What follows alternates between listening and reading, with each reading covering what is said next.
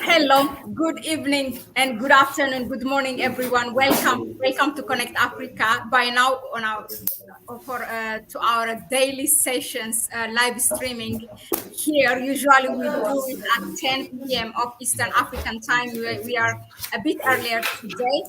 Uh, but yeah, so welcome. We have been updating you about Niger for the past 12 days, but today we are going to do to the core of the problem. What caused in the first place this coup in Niger and in parts of Western African countries like Mali and Burkina Faso, which is what is called a colonial tax that's imposed by France on 14 of African countries. So basically, although France has colonized for more than a century, but for another half a century, it's still colonizing in this modern day of these African countries. Yeah, so we are going to talk about that in detail. For that, we have our Kwame Gonza, the Pan-Africanist and analyst here at Connect Africa, and Lambert Ebitu. He's here sometimes, but yeah, we are going to make him come regularly now. Welcome, my brothers. Thank you, Mahlet. Thank you so much.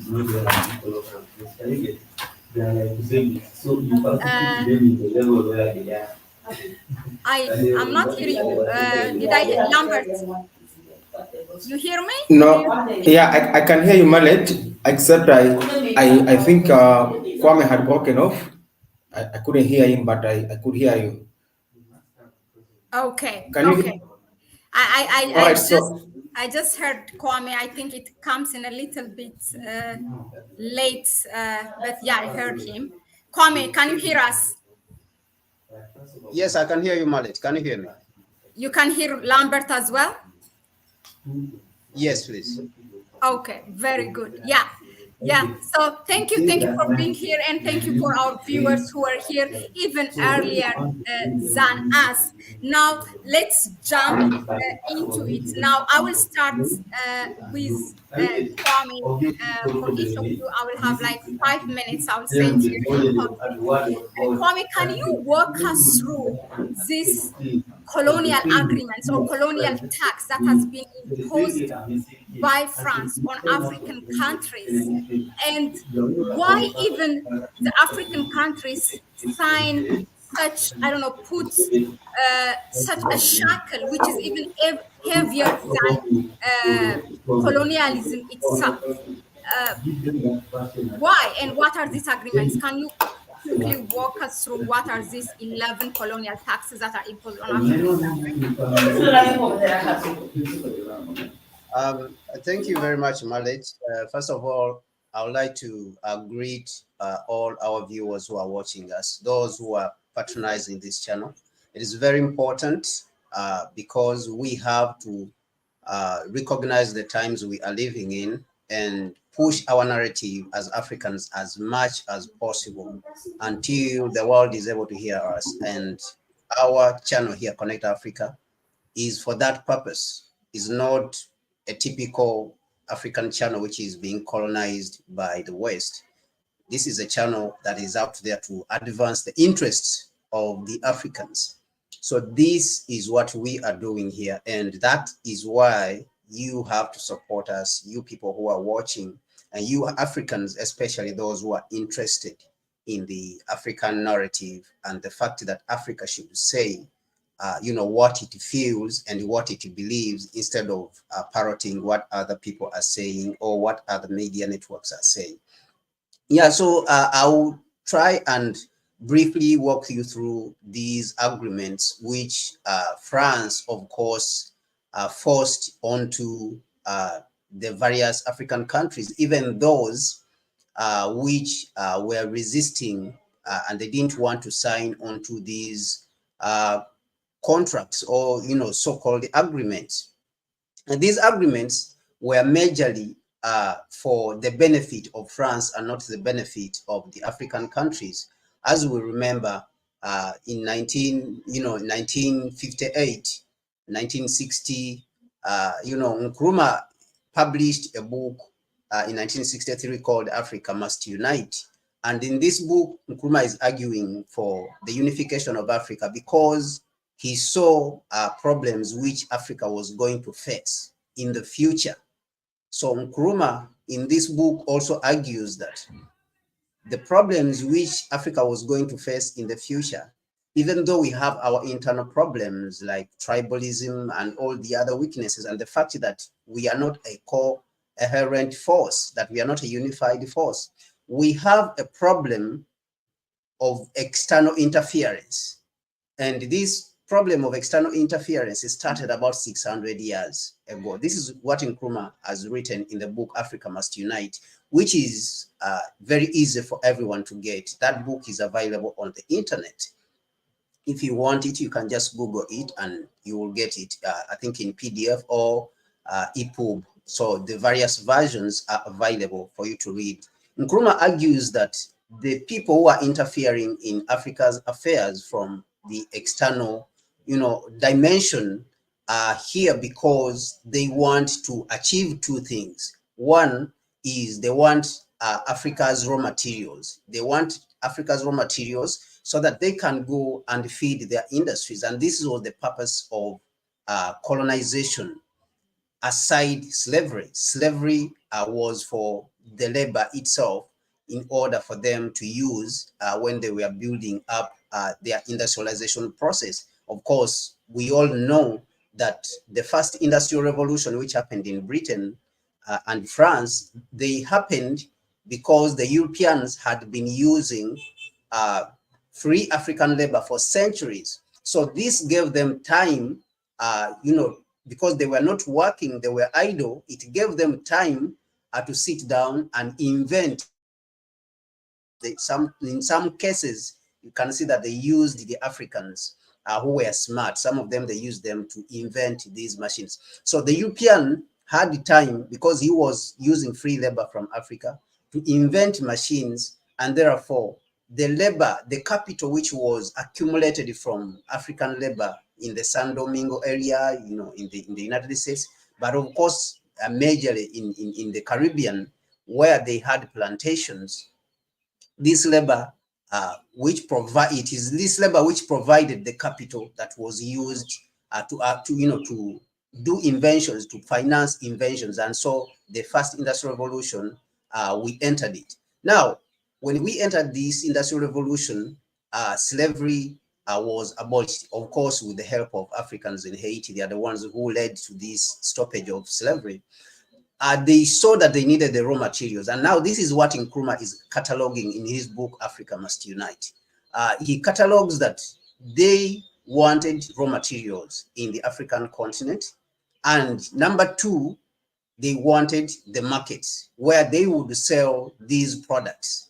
And so if we are seeing them, that they are so enthusiastic about the Africa Continental Free Trade Area, we remember that Ursula von der Leyen, who is the president of the European Union, commissioned one of her subordinates, one of the European officials, to study the Africa Continental Free Trade Area. So this connects you back to what Nkrumah was talking about, that they came to Africa because they wanted raw materials, number one. Number two, they wanted the markets for the finished goods. They wanted to use Africa and extract the raw materials. Now, these two things would help Europe, of course, to develop and improve the lives of the European citizens, and their economies would skyrocket, as we saw that the economies were able to grow and expand, and they will be able to become modern economies. Even those ones which were backward, they were able to develop very well. Now, these agreements, when we get independence in the 1950s, 1960s, until 1994, when South Africa got its independence also, France felt that it was threatened by this independence and freedom that had come to the Africans. Now, this meant that France had to devise other means of remaining in control of these former colonies. And of course, that meant that there was going to be interference with Kwame Nkrumah's project of unifying Africa, because this was meant to stop French and European interference in the affairs of the African continent. And of course, with the United States, which Nkrumah warned so much about, that he even wrote a book in 1965, that book which is called Neocolonialism, the last stage of imperialism. So Nkrumah warned about the interference, the coming back, going through the front door and coming back through the window by Europe, and then another player on the scene who became the United States, in what Nkrumah emphasized that was called neocolonialism. He is the one who popularized that word called neocolonialism in 1965, and he published a book, like I mentioned, called Neocolonialism, the last stage of imperialism. Now, French looked for all ways of retaining control over these colonies, these former colonies, and that meant that it had to use all kind of tools to achieve this objective. This means you were supposed to carry out deception, threatening, and all these. All the other leaders who refused, we see people like Sekou Touré, the French, because they forced him and he refused to join. They destroyed the country, they destroyed the railway lines, even the administrative buildings, which they had built as a colonial country, which was, oppressing the people, and they were using those buildings. The bulbs were removed, everything was destroyed, to the point that Ghana had to go in and give Guinea around 10 million pounds during that period, which was a lot of money. If you look at, the amount today, it was a lot of money during 1958, when Guinea had just gotten its independence. So this was also evident in countries like Togo. When you go and look at Olympio, who was resisting France, that he was assassinated.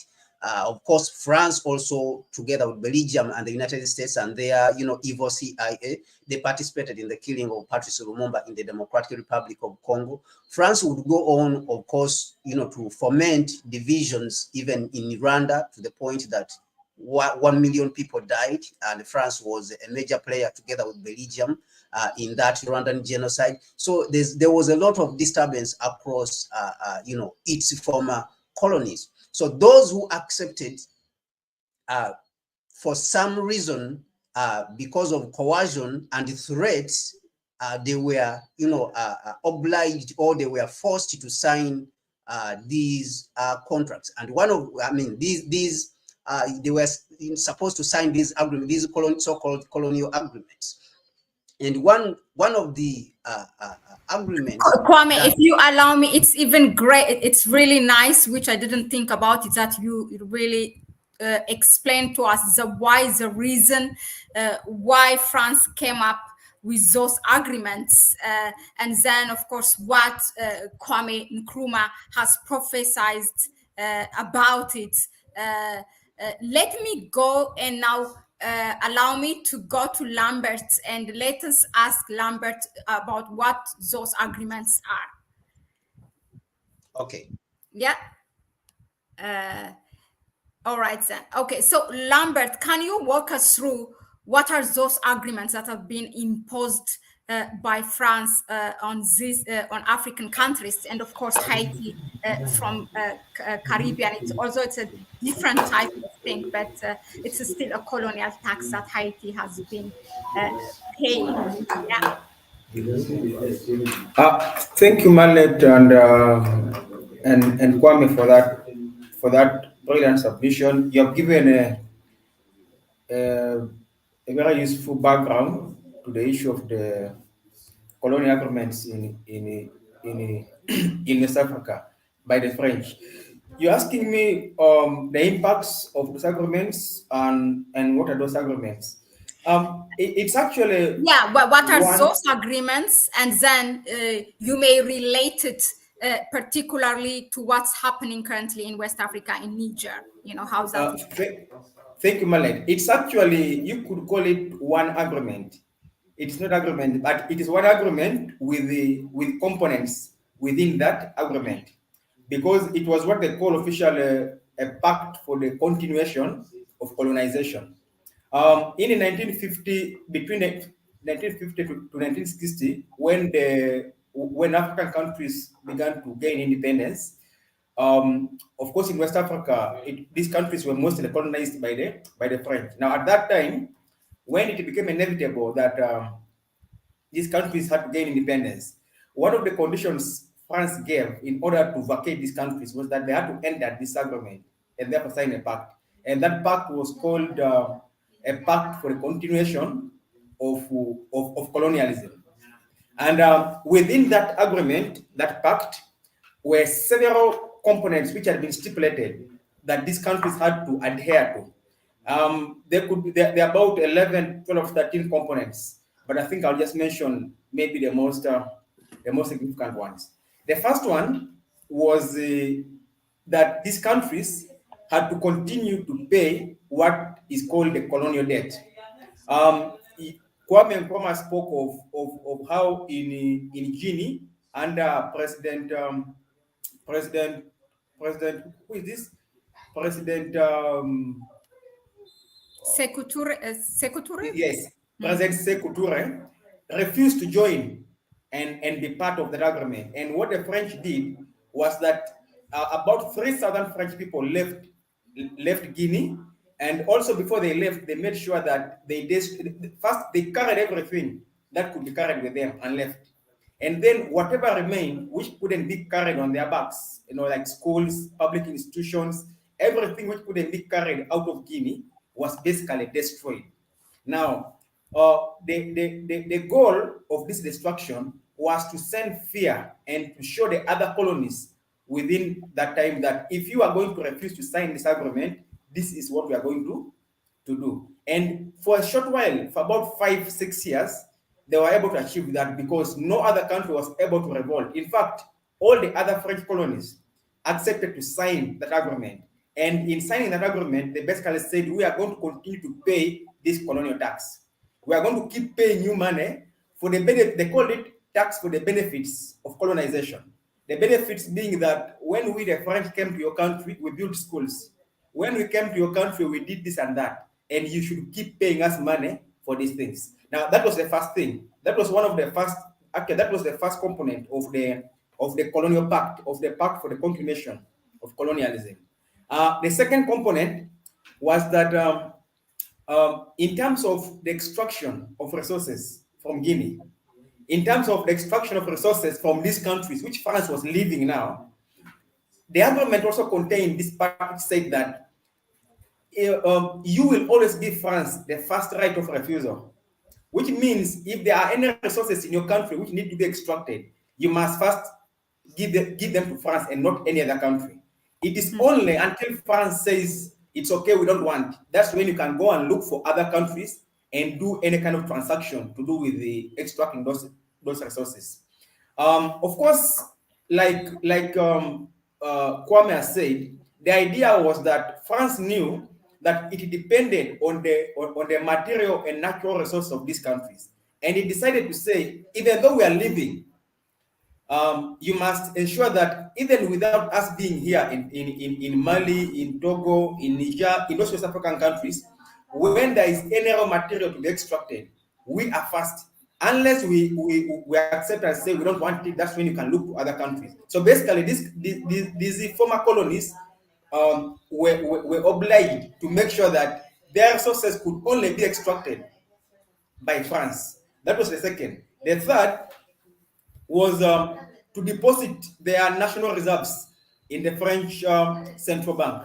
So again, these countries were required to deposit their national reserves in the French central bank, which means these people didn't have a functional central bank within their countries and had to deal with their monies outside of their countries. In short, that was basically saying we are going to continue to enslave you monetarily because your money will be printed in France. We are going to determine the interest rates again for your country. That was the third component of the agreement.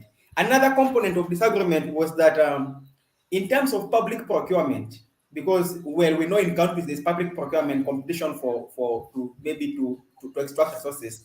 Again, these countries were necessitated to be able to, were necessitated to put French companies first. So if there was a French company competing with maybe a Portuguese company, competing maybe with any company from another country, these French colonists, former, you could call them, were again required to give the contract first to the French company. And there are many, and then the other one was that you must not enter any alliance with any other country except France and French allies. That was part of the same agreement. That's one of the components of the agreement. It's basically saying that yes, you are Niger as a country, you are Mali, you are Guinea, but if you're going to enter any alliance with any other country, it's unacceptable. You enter with France or with the country that France allows you. So basically, it was saying you can't deal with other countries. You can't enter a military alliance with another country. Another component of that pact was that in case of a global crisis, in case, for example, of war, these countries were supposed to ally only with France. So they're basically saying if there is war, we must ally with France, not with any other country. Another component of that pact was that France retained the right to intervene in those countries in case their interests in those countries were came under threat. And just on that point, remember the other day when the president of France responded to the coup in Niger, he said, we shall not tolerate any threat to French interests in Niger. What he forgot to say, but which he implied, was that we had an agreement with you that in the event that our interests in your country are affected, we have the right to intervene militarily. The only thing he didn't, of course, do is say that we had an agreement. But he basically said, we are going to do this. He was trying to remind them that we have an agreement. We can always intervene whenever there is our interest of the French. Because he said our interest. Maybe before I continue with these components, what are the interests of France in Niger? The same interests, whether it's resources, whether it is presence in that country militarily in order to still protect the economic interests. Macron was basically saying that in case these resources come under threat, we are going to intervene militarily. And like I said, that's because it goes back to the agreement, which he didn't mention out perhaps publicly. So they're about 11 or 12, if you look at those components. And in short, the pact was more of a continuation of colonization. It was saying that we are leaving your country, but you remain colonized by us. While they were in these countries, they were colonizing them while in those countries. But they were basically saying we shall control and colonize you from without your countries. We will be in France, but we shall continue to extract the resources. We will be in France, but our companies will remain to have the first right to extract your resources. We shall be in France, in Europe, of course, but you must still align with us. In case there is a global crisis, you must side with France and not with any other country. It was what you could say that they had left these countries, but colonization itself hadn't actually come to an end. So the question now comes that you asked Mahlet, that well, based now on this kind of argument, as funny and really very evil as it is, what has been the impact in these countries? I think the blanket statement, the blanket answer to this is that these countries have remained enslaved to France. They have become physically free without exactly becoming free in their country. You cannot claim, these countries cannot have claimed that they are independent. And you see, the most gruesome consequence of this agreement is that France has covertly continued to destabilize these countries. You will notice that in I think Africa in the last, since independence, has had over 60 coups. The majority of them, I may not know the exact number, have actually taken place in West Africa. Why is this so? Because within that time frame, there have been governments that had the mind that they needed to get out of this agreement. Because the fact is, provided this agreement was in place, there is no way these countries were going to develop. Look at Niger. You have uranium which is lighting, powering 75% of the bulbs in Paris, in France. But in Niger, about 80% of people don't have electricity. Why wouldn't this uranium be used to generate electricity for the people of Niger? The same with other countries. So there have been leaders in between that time, from the time of signing this agreement to this very moment, who have tried to say, why don't we get out of this agreement? Why don't we begin to extract our own resources? Why don't we begin to make the extraction maybe of these resources to be open bidding so that we get the highest bidder? You know, if you have more than 2 bidders to extract your resources, you'll go with the one who offers you the best deal. But according to the government, it says, no, it's not like that. You must give the French companies. So in that case, there is no competition. Now, in between these years, the last 40 years, between the 1960s until now, these countries, these 14 countries, have had presidents who wanted to get out of these agreements. Now, remember, France knows it can't allow that. And the consequence, the impact of this has been that France has been at the heart of instability in these regions. There have been a number of presidents who did that, and what happens? They were cool. I think the president of Togo tried to get out of that agreement. He was cool. The president, I think, also of Mali, there are 3 or 4 I could name, tried to get out of these agreements. The result was a coup. And this coup, at the beginning, was actually instigated by French legionnaires. That is soldiers who were trained by France. That reminds me of one component of this colonial agreement. That component was that if these countries wanted to train their soldiers, they could only be trained in France or in military academies that are controlled by France. Now, if you look at the evil, I want to call it the evil behind this agreement, it was such that these countries would remain vulnerable. Because if you are going to have your soldiers trained in France, then they are going to be ideologically manipulated to serve French interests. And that's why from the beginning, these presidents who were hosted through coups were actually hosted by soldiers who had been trained in France. And why were they trained in France? Because the government said you can only train your military in France. Now, France did this knowing that this would give them control over the military. So it made it very easy.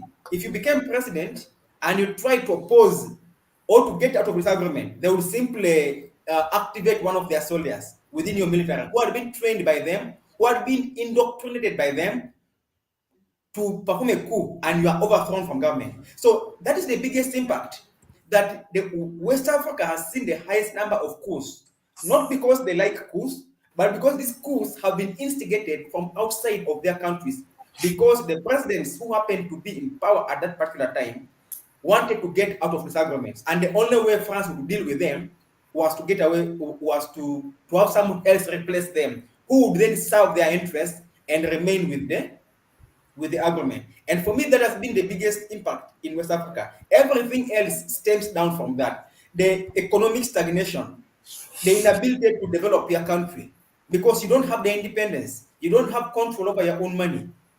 Your money is kept in France, and it is invested in French. It's invested by France, and you don't know the profits of what is being invested. When it comes, you're not allowed to ask, and France uses it. In fact, it could be argued that France has developed largely by exploiting these countries. France has, apart from the fact that it is using its resources, it's also using its money to develop France. Now, that has been an argument, and this is something that many people have talked about, even in Europe. European leaders have talked about this. You remember the time when the leader of Italy, that lady, spoke about the same issue. She basically said France was, because one of the arguments that France has been giving, that Europe has been giving us as a continent, is that Africans should stop going to Europe. What did this lady say? The president of Italy said that what we need is Europeans to leave Africa alone. Now that brings us to the second impact, that as a result of the inability of these leaders to develop the human and material resources in their country, people are being forced to leave the countries and go to try and make life in Europe. So you have so many of our young people who would otherwise have opportunities for innovation. We have so many of our young people who would otherwise have opportunities to create things from their country. But they can't do this because the country is unable to run itself. So they decide to leave the country. So we have the brain drain. Our brilliant young people are being forced to leave. Yeah. The brilliant Africans are being forced to leave Mali. The brilliant young people in Burkina Faso are being forced to go and look for life in Germany, are being forced to migrate to France. Now, if you have the wisest people in your country and the other young people leaving your country to go and live outside, it means who remains behind? You have lost what is called the critical resource that you need to develop a country. You need engineers that live in your country. You need doctors that live in your country. You need entrepreneurs that live in your country, because somehow the conditions in your country cannot give them the best atmosphere to develop. Why can't it give them the best atmosphere to develop? Because the French have a colonial tax, because the French are saying that you can't compete for this same for these contracts with our companies. You must give French companies. And that's, you go and do a research in these countries. For the last 20 years, look at public procurement. Which companies were given contracts in Mali, in Burkina Faso, in Niger, in Guinea, in Togo, in Chad? Which companies have had the highest, won the highest number of contracts, maybe to extract resources, maybe in public procurement, to buy this and that? Go and do your own research, you'll find that it is French companies. The reason is simple. That was the argument. Now, if I'm a young man in Guinea and I have a company and I want to be part, I want to compete for these resources, the argument says you must give French companies priority. What am I going to do in that country? I'm going to be forced to say now, I'm going to go and make life outside. And that's why you see these countries, young men in these countries have moved out to other African countries, and many of them have tried to cross the oceans to go to Europe and die. I remember one of the Professor Lumumba, the renowned Pan-African, once asked the question that I have seen, well, he made the observation that he has seen young people from Africa daring to cross the ocean, risking life. And then he asked that, why would somebody be so desperate to leave his homeland, to risk his life, to leave and go to a place that he does not know about? Why? Because according to him, and I share this view, our first instinct, the first instinct of any human being, Mahlet, is home. Nobody wants to leave their home. Nobody wants to leave their country, especially young people. Why would I want to leave Uganda? Why would I want to leave Niger? But if it gets to a point where a young person with so many years of productive life ahead of him decides to risk his life to cross the ocean, never without a 100% guarantee that he will survive the journey, but he says, I will try all the same, it means that home must be so bad. It means that home, that Niger, that Togo, that Burkina Faso must be so hot that he would rather risk death than remain in that country. What has made it so hot? What has made it so difficult? It brings us back to this colonial tax.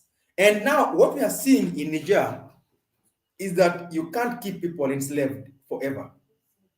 Eventually, we see now a lot happening within that region. It is not the first time it is happening, and I don't know if we are going to discuss that shortly, but we see it in Burkina Faso. We have seen a coup. We have seen a coup in Mali, and now we have seen one in Niger. There's so much, I've been so towards this coups, Mali. Even on Twitter, when I talk, and people are saying, why do you support coups? We are Democrats. We support democracy. But my argument is that we are not interested in the manner of governance in as much as we're interested in the livelihood of our people. What we want are the results. And it takes me to the third or fourth impact of this colonial tax, of this agreement still in these countries. That they have entrenched a system, and I want to put it in quotes, of so-called democracy. Democracy is a good thing as a principle of governance, as a system of governance, and it's widely accepted. The problem, Mahlet, is when this democracy becomes an instrument for putting to power individuals who serve the interests of foreigners rather than the interests of people in that country. We have generally accepted democracy as a good system of governance, and we choose to say fine, even if, for me personally, I have an issue with that because, democracy just came to Africa around the 1960s, and I don't think that until that moment Africa didn't have a system of governance. But that is a discussion for another day on whether or not democracy is relevant to Africa. But the bottom line is that in West Africa, in these French colonies, people go to vote and people elect presidents. The dynamics, the dimensions of this democracy are so controversial in the sense that it is being used as an instrument to put and keep in power. You see right now, in response to this coup in Niger, you have heard them saying, we want to restore democracy. Which democracy are you going to restore? And you asked the same question yourself, Mahlet, previously, that the people who are heading this group of ECOWAS, who say they want to restore democracy, how democratic are they in their own homes? And then question number two, I'm still going to talk about the impacts, and I'm trying just to give us this background. Question number two, there was a coup in Burkina Faso, a coup in Mali. Why is it that for the first time, ECOWAS is so much interested in attacking and restoring democracy in Niger? Why didn't they attack Burkina Faso and restore democracy? Why didn't they attack Mali and restore democracy? What am I saying? I'm saying one of the impacts of this agreement is that you have puppets within West Africa who have been put there through an instrument called democracy that has the full control of the elite in that country, who have the luxury of life being provided to them by France and other Western countries, who have been put to lead these countries. But as a consequence, this club, I won't call it a club of leaders, have taken charge of an organization, that is the ECOWAS. They have taken charge of this organization, and they're using this organization to subdue their people and to control the region, to police West Africa, not on their own behalf, but on behalf of the French. That is an equally bigger impact that this agreement has had.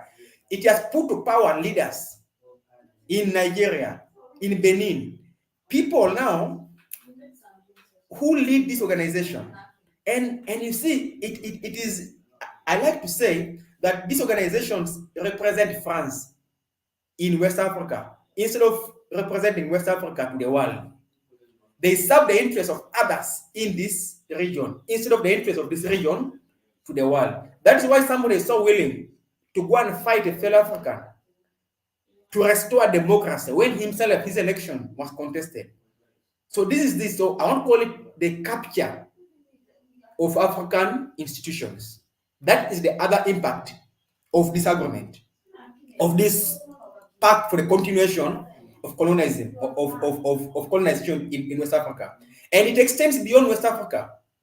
So many of our institutions, which were set up with the ideal of representing the interests of Africans to the world, so many of these institutions, you have ECOWAS, you have the East African Community, you have all these organizations within Africa, but we'll just focus on ECOWAS. But it applies to other places. The impact of this colonial agreement is that it has captured this organization because they know you need this organization in the event that one country revolts. Now you see, imagine this organization wasn't there. What would France do? What would they be trying to use to attack Niger? But they have captured this organization. It means they have deliberately stationed their individuals within these organizations, given them leadership, raised them up to that point. And the idea is that you must serve the interests of France under ECOWAS. If any of your peers within these countries wants to leave or wants to disagree with us, or as it happens like it's in Niger, it is your responsibility to go and quell the situation for us. So I will conclude with that, Mahlet, that there are so many far-reaching consequences, but the bottom line is that these countries are not free in simple terms. They are not free economically because of what I've explained. Their money is kept in France, resources that are in their country can only be extracted not through competition, but by giving it to France. Unless France says, I don't want, that's when they can keep them out. These countries are undeveloped because they cannot use their own resources. And Niger should become a classic example for all these countries. You can't have 80% of Niger without electricity. And yet, what is got from Niger is used to generate electricity to light up another country outside. How do you explain this? And how do you explain that these people should remain in this kind of bondage? So in short, for me, these West African countries remain in bondage. Niger, Burkina Faso, all other countries, and there's so much. And then something I almost forgot before I go away, Mahlet. The issue of the military. You have the French military bases. That was part of the agreement as well. That France would always have its military in these countries. For what purpose? How did France? And the right to intervene as well. Exactly. But I want to ask you, this agreement was signed in the 1950s to 1960s, between there. Yes? What is the rationale for having French forces in Mali, in Niger, in Burkina Faso? What is the rationale for having these French forces in these countries? What they will tell you today, Mahlet, is that we are there to fight terrorists, to keep the place secure. The agreement was signed in the 1950s to 1960s. Where were those terrorists at that point? At that time, had they predicted that because they signed and said we shall have the right to station our forces in your country? Had they foreseen that terrorists would come? So the bottom line was just that we need to retain a military presence in your country, so that in the event of any threat to our interests, the way the French president said the other day, we shall be near enough to intervene. Thank you, Mahlet.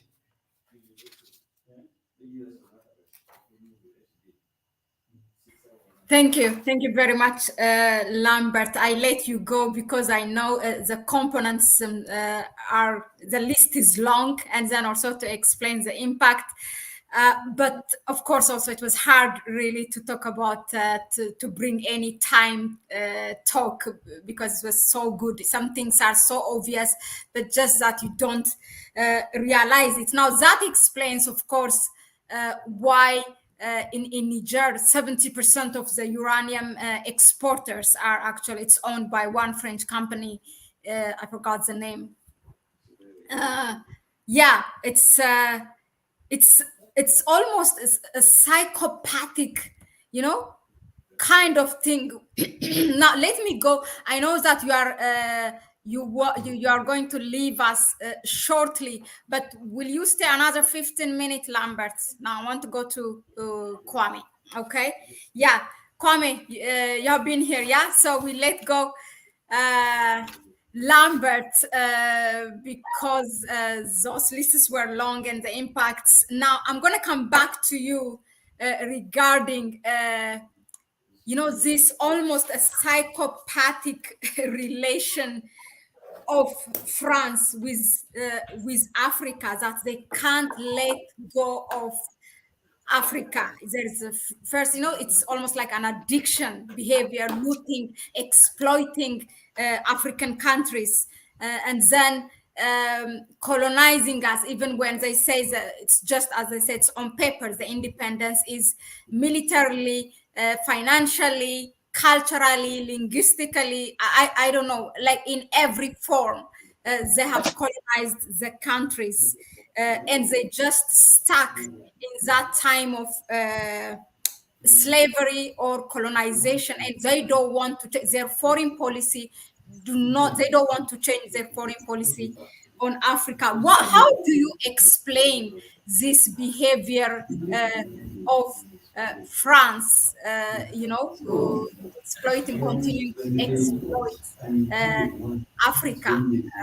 Yeah, that's what I wanted to, and also if you can if you can shed light on, for example, we have read there's a $21 billion so far extracted from Haiti from what they paid so far for a century and a half. They have been paying to France. Is that the same thing for Africa? Do we have any statistics? Yeah. Thank you, Mahlet. I hope you can hear me. We had some technical issues, Yeah. but I hope I'm very audible. So for France, what is driving it, which I have already touched briefly, of course, is the control of Africa in every way, and that is simply for survival. This is how they want to survive, and they don't see any other way of survival uh, unless they have continued to exploit other people's resources. And one of those drivers, you can see it on their media today. When you look at the media, France 24, RFI, of course, some of them which have been banned even in Niger, the Niger leaders, who took over with the coup, have banned France 24 and RFI, or media networks which belong to France, from broadcasting in Niger. You can see the behavior on these networks. I've been watching France 24 just to check them out and how they are feeling, how they are broadcasting the coup that happened in Niger. But apart from the mood, the jubilatory mood, which they normally use when a coup has, happened, where they talk about the president has been oppressing, right now you don't see that. The condemnations which happen always, it is a mixed feeling right now on their media. When you look at the presenters, you can sense confusion right now. You can sense fear, within them and even within their politicians. So you can sense all these things simply because they are very terrified of falling back into what one of their president said, that if France, this is not depending on Africa. France doesn't depend on Africa. If Africa was not there, France will slide into the third world. So this is what is driving them currently, what we are seeing. And so we see them employing all types of tools, the propaganda tools, to try to clean their image, to present themselves as saviors of the world. And of course, this is also in application. It also applies to the other Europeans, the United States, all the Europeans. They try to present themselves as saviors, of the world, as they are coming to save the Africans. They need aid. And even you have seen this even regarding the coup in Niger and even Burkina Faso. They say that the United States has suspended the so-called aid to Niger because the Niger government refused to allow the acting deputy secretary of state, Victoria Nuland, who is a woman that is known to be bloodthirsty, who is known for being a killer, who is known for fomenting coup d'etats, and helping to overthrow the democratically elected governments, around the world. We saw what happened in Ukraine. She played a major role in Ukraine in overthrowing a democratically elected government in Ukraine in 2014. Victoria Nuland played a very big role in the invasion of Iraq. She was serving during that time with Dick Cheney. She was a major advisor of Dick Cheney, who was another brutal, murderous man, who was a vice president of the United States. So this is the woman who they sent. Now, they claimed that because the coup leaders in Niger refused to see Victoria Nuland, that the aid to Niger has been suspended. The United States, the $100 million which it sends to Niger has been suspended. But let us go back a little bit to examine, are these people really giving aid? The fact is that these people are not giving us aid. We mentioned here on this channel that in 2022 alone, Niger exported uranium worth $4 billion. That $4 billion, when we tried to trace how much money came back to Niger of the $4 billion, we did not see any money that came back to Niger. Instead, what we saw, it was so-called aid and loans which were given by the IMF of around $150 million, not billion, but $150 million. So it shows you that these people are liars. And it is very important for we as Africans, and especially the African youth, because we are the next generation that is going to be around this continent. We are the ones who are going to occupy this continent. So it is important for us to speak out loudly and as loud as possible so that the world will be able to understand. And then also to speak this truth to power so that the other leaders who are in power, you know, can be held accountable for their actions, because they are allowing our resources to flow out of the continent, and they are lying to us that they are going to the IMF to take aid. You look at a country, for example, Ghana, a country like that, it goes to the IMF, you know, and of course I understand we are not talking about Ghana today because it's not part of the former French colonies, but the tactics that are being used in Ghana is the same blueprint that they are applying. What the French are applying is the same brutal blueprint, you know, is the same exploitative, is the same parasitic blueprint that is being applied right now by the United States, because these are the countries who have the voting powers at the at the International Monetary Fund and the World Bank, including France, Germany, you know, the United States, Britain, but they are using the same blueprint, coming to Africa to steal from Africa billions of worth of resources, and then they come back with these so-called handouts and they call them that they are giving aid. So this is the arrogance that we see. That, for example, the United States said that it it suspended the aid which it gives to Niger, which is $100 million. So if you ask $100 million, the people who have overthrown this, this neo-colonial government, which represents colonialism, if you ask, have they benefited anything from this $100 million?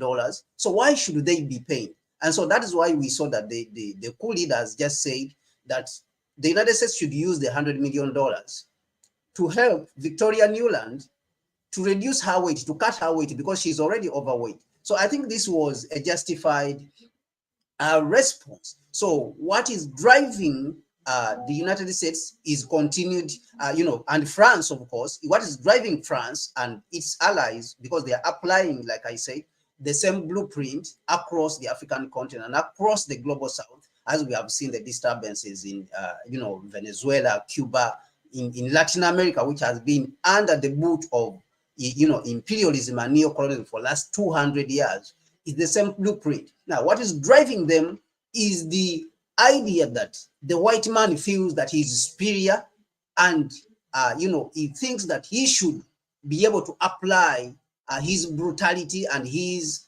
intellect to the rest of the world and tell them what to do. And of course, I understand that the European people and the, and the American people, there is some people inside there who support Africa so that Africa can be able to overthrow or to throw off this control, this colonialism that is being applied by France and the United States.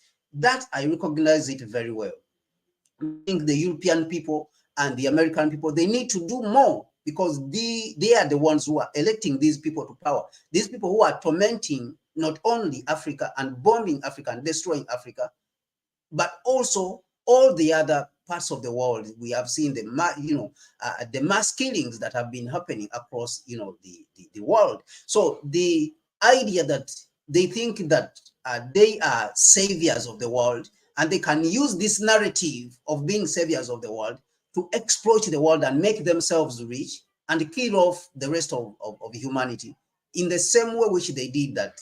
They came and occupied the United States and killed off the native, Americans. They went to Canada and killed off the native people of Canada, and they occupied the country.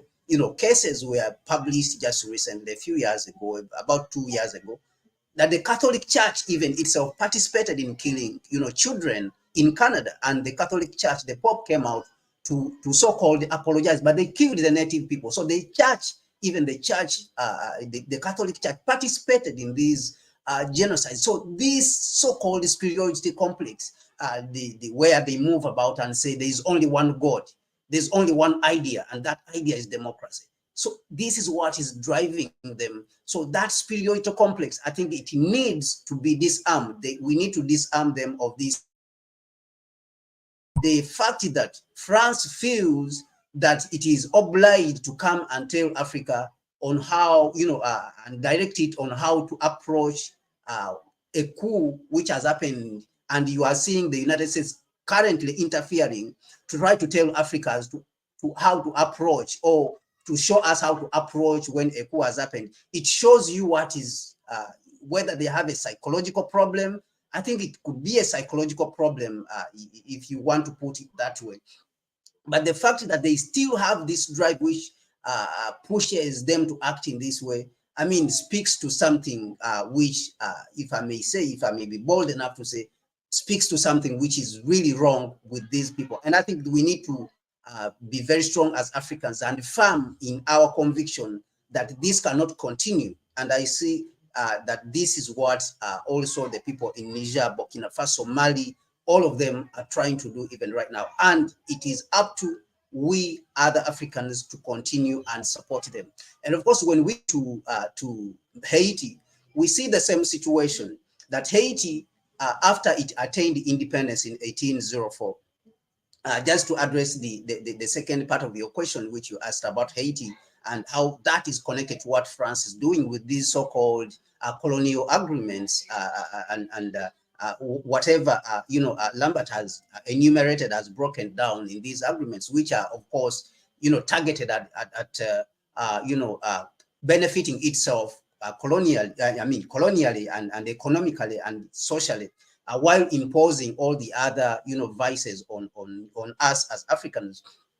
Is that when Haiti gained independence in 1804, Haiti was so desperate to work with the rest of the world, and they did not have enough capital. So France saw this as an opportunity to push Haiti into agreements, because Haiti was looking for recognition, because majority of the world during that period in 1804 was not controlled by the colored people or the black people. It was controlled by the Europeans. So they ganged up together, the United States, Canada, and all these countries, and including Britain, Spain, all the European countries. They ganged up against Haiti, and they refused to recognize Haiti. So Haiti was looking for that recognition, to the point that Haiti was forced into these agreements, this so-called agreement of paying for colonial benefit, even when there's no benefit. There was no benefit that was gained by the people. The people had to fight for their rights. And these are the same people who are, slandering the rest of the world and insulting the rest of the world by talking about human rights. But if you look at their history of abusing human rights, it is despicable. It is very despicable. So Haiti was looking for recognition and inclusion into the global economy, which they controlled during that period in 1804. So that is how Haiti thought that if we work hard, we would be able to pay off all these, these so-called demands which France has put on us. And if you look at that money during that period, and you convert it to today's money, is around $21 billion. And this money, one of the presidents came to power, and President Aristide Bertrand, and tried to sue France so that France can be able to pay back this money. But France, what it did, it worked with the United States, because in 40, and I think it was in 1914 or 1913, the United States was able to buy this debt from France, and Haiti continued to pay the money to the United States. It stopped paying to France and continued to pay to the United States. So the United States continued to benefit, from that, aggression that was started by France. So this continues to show you that the method is the same. The greed is the same. The purpose is the same. The objective is the same, is operation. So the United States continued to oppress also Europe. To continue to oppress Haiti, even up to this day that the United States went in 1914, occupied Haiti, took the reserves, took the gold which belonged to Haiti. And from that day, the United States has been working together with Canada to continue to oppress Haiti, even up to date. It kills leaders, it oppresses leaders. People like Aristide Bertrand, President Aristide Bertrand, because he was demanding compensation from France, the $21 billion which have been extracted from Haiti.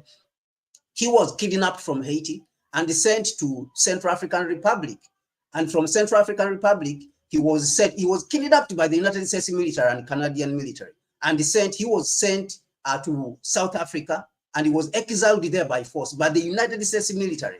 And he was removed from Haiti, and he was out of Haiti for a very long time. And this was the president. So the behavior is the same. The behavior is exploitation. The purpose is exploitation to continue to benefit themselves. And actually, even when they take these benefits, majority of the benefit goes to a few people who are 1%, like in the United States. A few people, they continue to benefit themselves in the political class and the business class. Even the United States people, the people of the United States, who are majority, are left, like we are seeing homelessness, coming up in California, in Los Angeles, California.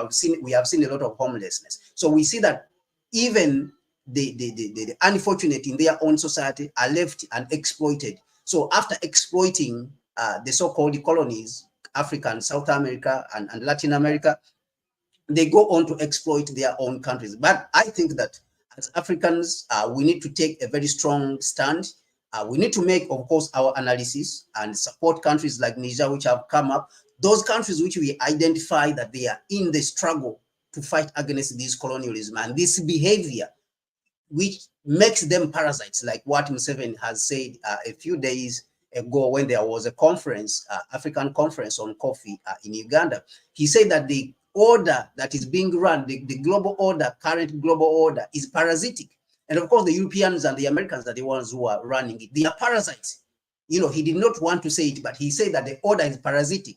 It benefits only a group of people while exploiting another group of people. And he spoke about coffee, that Africa, out of $260 billion that is generated out of coffee, Africa gets only $2.5 billion, 2.5, the whole of Africa, which is very unfortunate. And yet Africa is a very big contributor. Countries which don't contribute anything, like Germany, they get around $6.5 billion out of coffee. Yet they don't grow any coffee. They don't have a single plant of coffee in their country. So this is the parasitic nature of the relationship. So what is continuing to drive these people is the exploitation to get rich at the expense of another person. And now when that getting rich at the expense of another person is threatened, then that's where you see the anxiety. You are seeing the United States is rushing to Niger, even to try to intervene, in the sides when people are not aware of what it is doing. And if it was not for Niger, to reject, the overtures of the United States when it sent Victoria Newland to Niger, we would not have known what was happening. But the United States is continuing to go into beg, is continuing to go into beg, and even to some extent to push threats to the government in Niger that if they don't do this, but they refused even to give her audience. They just told her that you have to go back. We will not, entertain you. So you can see that what is driving them, a mix of arrogance, greed, and even greed. Of course, Museveni spoke about it when he was speaking at this conference, which just happened in Kampala. Greed is there, parasitism, the fact that they don't wish other people to be well. They think that they alone should have high-speed trains, should have aircraft manufacturing, should have electric cars at the expense of another person. And this is an unsustainable relationship that the rest of the global South and Africa in particular is showing signs that is now rejecting. And I applaud the youth, all who are standing behind the government in Niger, and then the other African youth who are supporting. And I think we need to continue to move in this direction. If the government in Niger, calls for help from the African youth all across the continent, then we need to step up and go in and help if it means fighting against this neo-colonialism and this colonialism and this parasitic relationship that France wants to maintain by exploiting our people. Our people should die while their people go on vacations. We have seen them on vacations, jumping on yachts, while our people don't have anything to eat. There's no electricity. They want to be on yachts and tell us that they have worked very hard, yet they have been exploiting us. But that is being disproved now. When we are seeing them on TV, they are anxious, they are fearful, they are terrified. So this tells us that we are the ones who are giving aid. They are benefiting from us. And that should be mentioned. And I think that these countries, they need to be punished in such a way that they have to come out and, pronounce their lies, which should have been saying that they are giving us aid when we are the ones who have been giving them aid for all this long period. Thank you so much, Mahlet. Thank you very much, Kwame, for that. Really, thank you. What an insightful explanation of their behavior. I want to go now to Lambert. As much as when you both have responded to my question, you are more focused on the French people or the French government that was by then and now. But for me, my argument is that as much as it's on them, it's also on our side, that whether we like it or not, the Africans and particularly those African heads of states who signed this pact are an accomplice for the continuation of this BS or nonsense in Africa. Now, how do you explain this character? Yes, Lambert, you have touched that, for example, most of the coups happen in West Africa, and that explains for us these people really, they know that they are stuck and they want to get out of that, but at the same time, they cannot because of this thing. But I don't think that's enough, really, just because of that signed agreement or whatever, we have to handhold and just see what France is doing. Are we doing enough? What explains our character really for tolerating such a thing? And also together, that's one, this is the second one is totally different.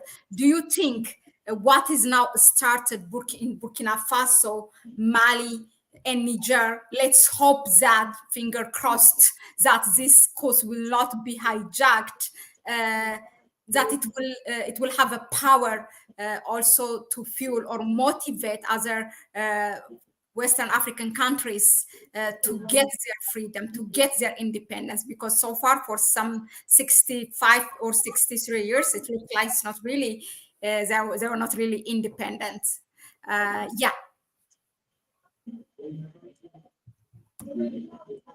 You are muted. Just yeah. Oh, again. Good.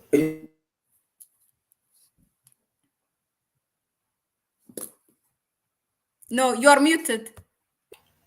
Now good. Yeah.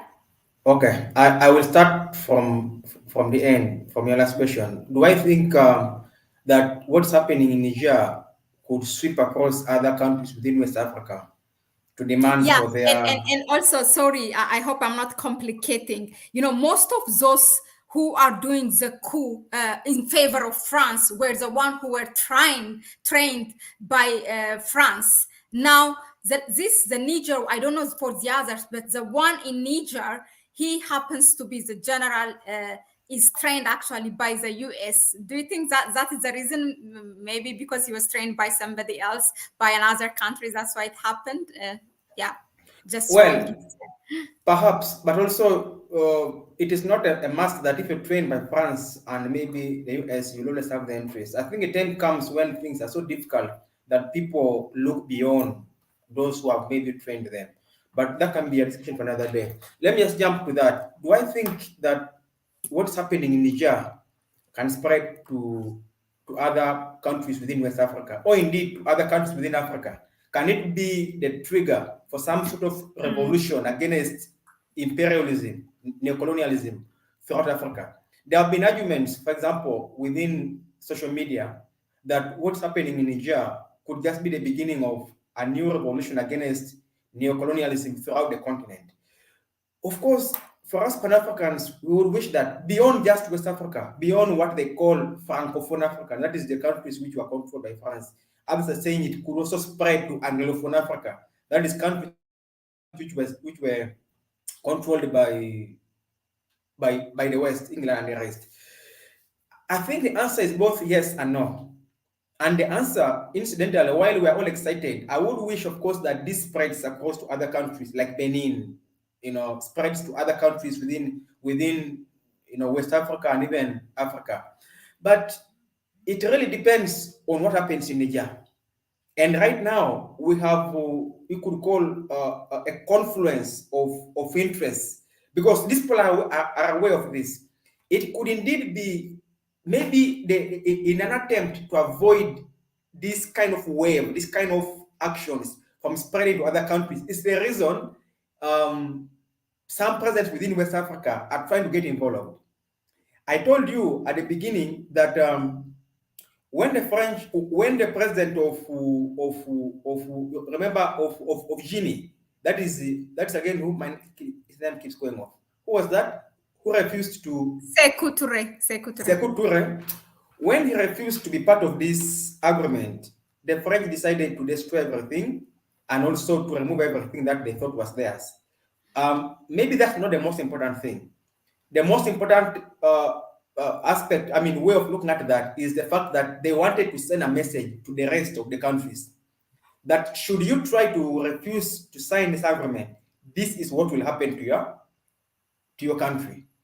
And they achieved that for some time, because these countries all eventually accepted to sign and refused to follow the example of Sékou Touré. What then is happening now? We are looking at the same thing in a sense. Could it be that having a coup having removed a pro-Western and pro-French government in Burkina Faso, a coup having removed a pro-Western and pro-French government in Mali, and now a coup also removing a pro-Western and pro-French government in Niger, could it be that France and its allies within West Africa are afraid that it could continue to be the same thing?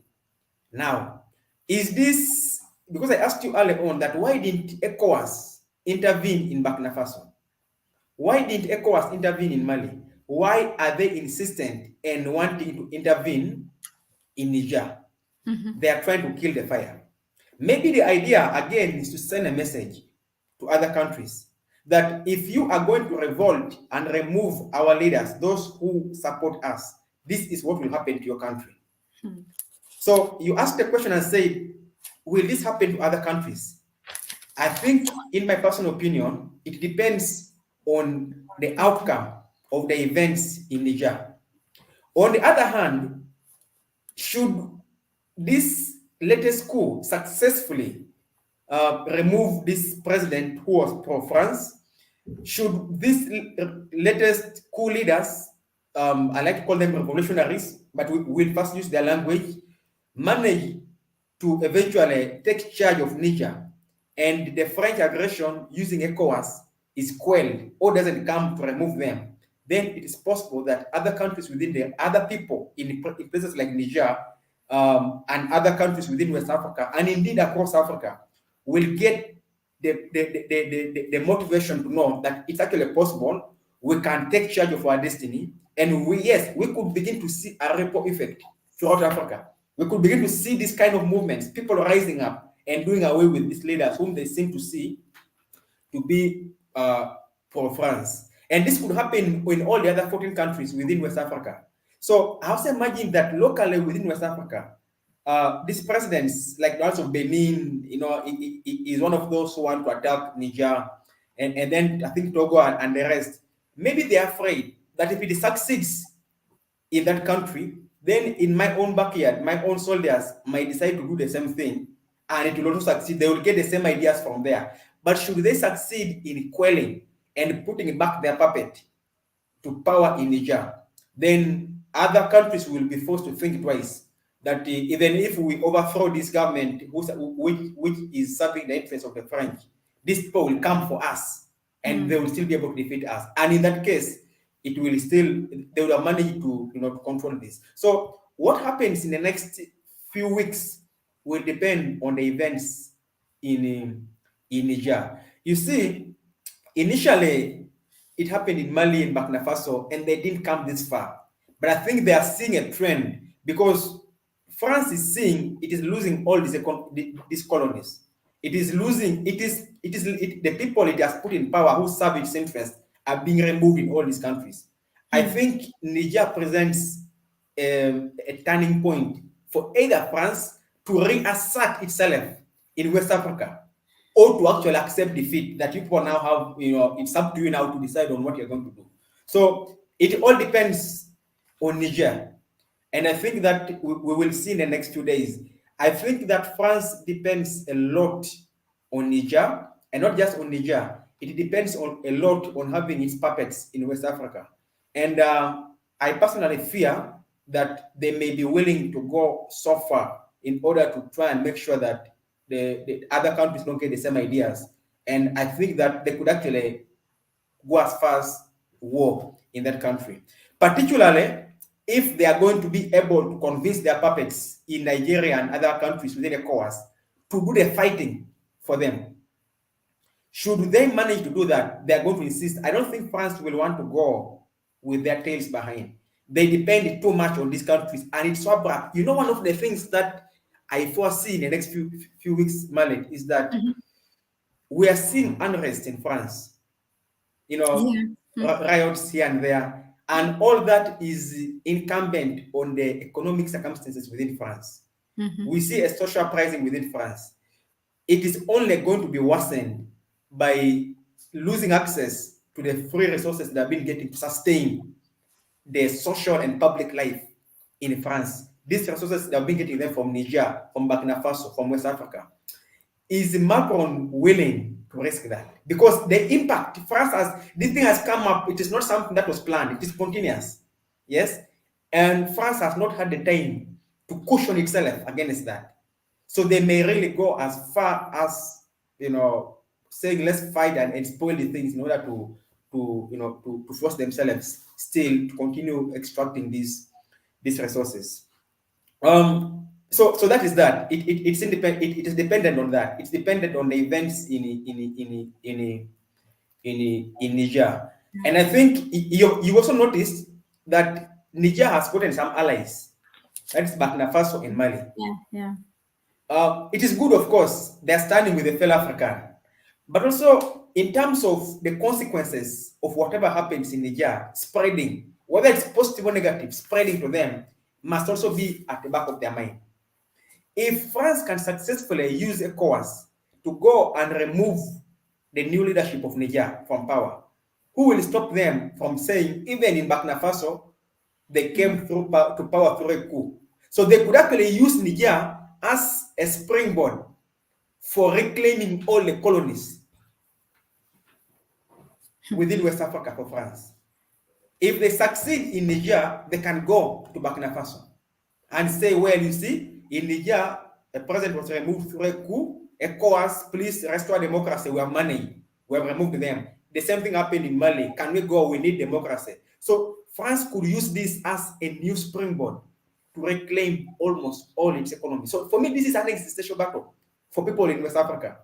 And that's why it's important that if they don't want this to become an example to the extent that the French gain the morale and the momentum to reclaim all of them, then they must make sure that this is an opportunity to actually defeat France once and for all, to show them that we shall decide our destiny. We shall remove anybody whom we believe does not serve the interest, our interest, but rather serves your interest. and the interests of the West. So I think this is a monumental opportunity for the people in West Africa. And the next few days, will determine that. So before that, you had asked a question. If you will remind me a bit. Of course, we Africans are also an accomplice to what Yes, happened, and what does it explain? You know, how do you yes. explain this character? Yeah. Now, we could blame the African, but you see, Mahlet, this is a complicated system of neocolonialism that France has perpetuated in the West. And you see, oftentimes to manage society, you don't need to manage everyone. You need to manage its leadership. And that is what France has successfully done. And in that respect, even if there have been frustrations among people, the carrot, call it the carrot of democracy, has kept people believing on better times to come. Of course, you can say it is people who are accepting, it's people who are accepting, but you see, these people have chosen to manage a smaller group of leaders within Africa, who then have the responsibility to manage the people.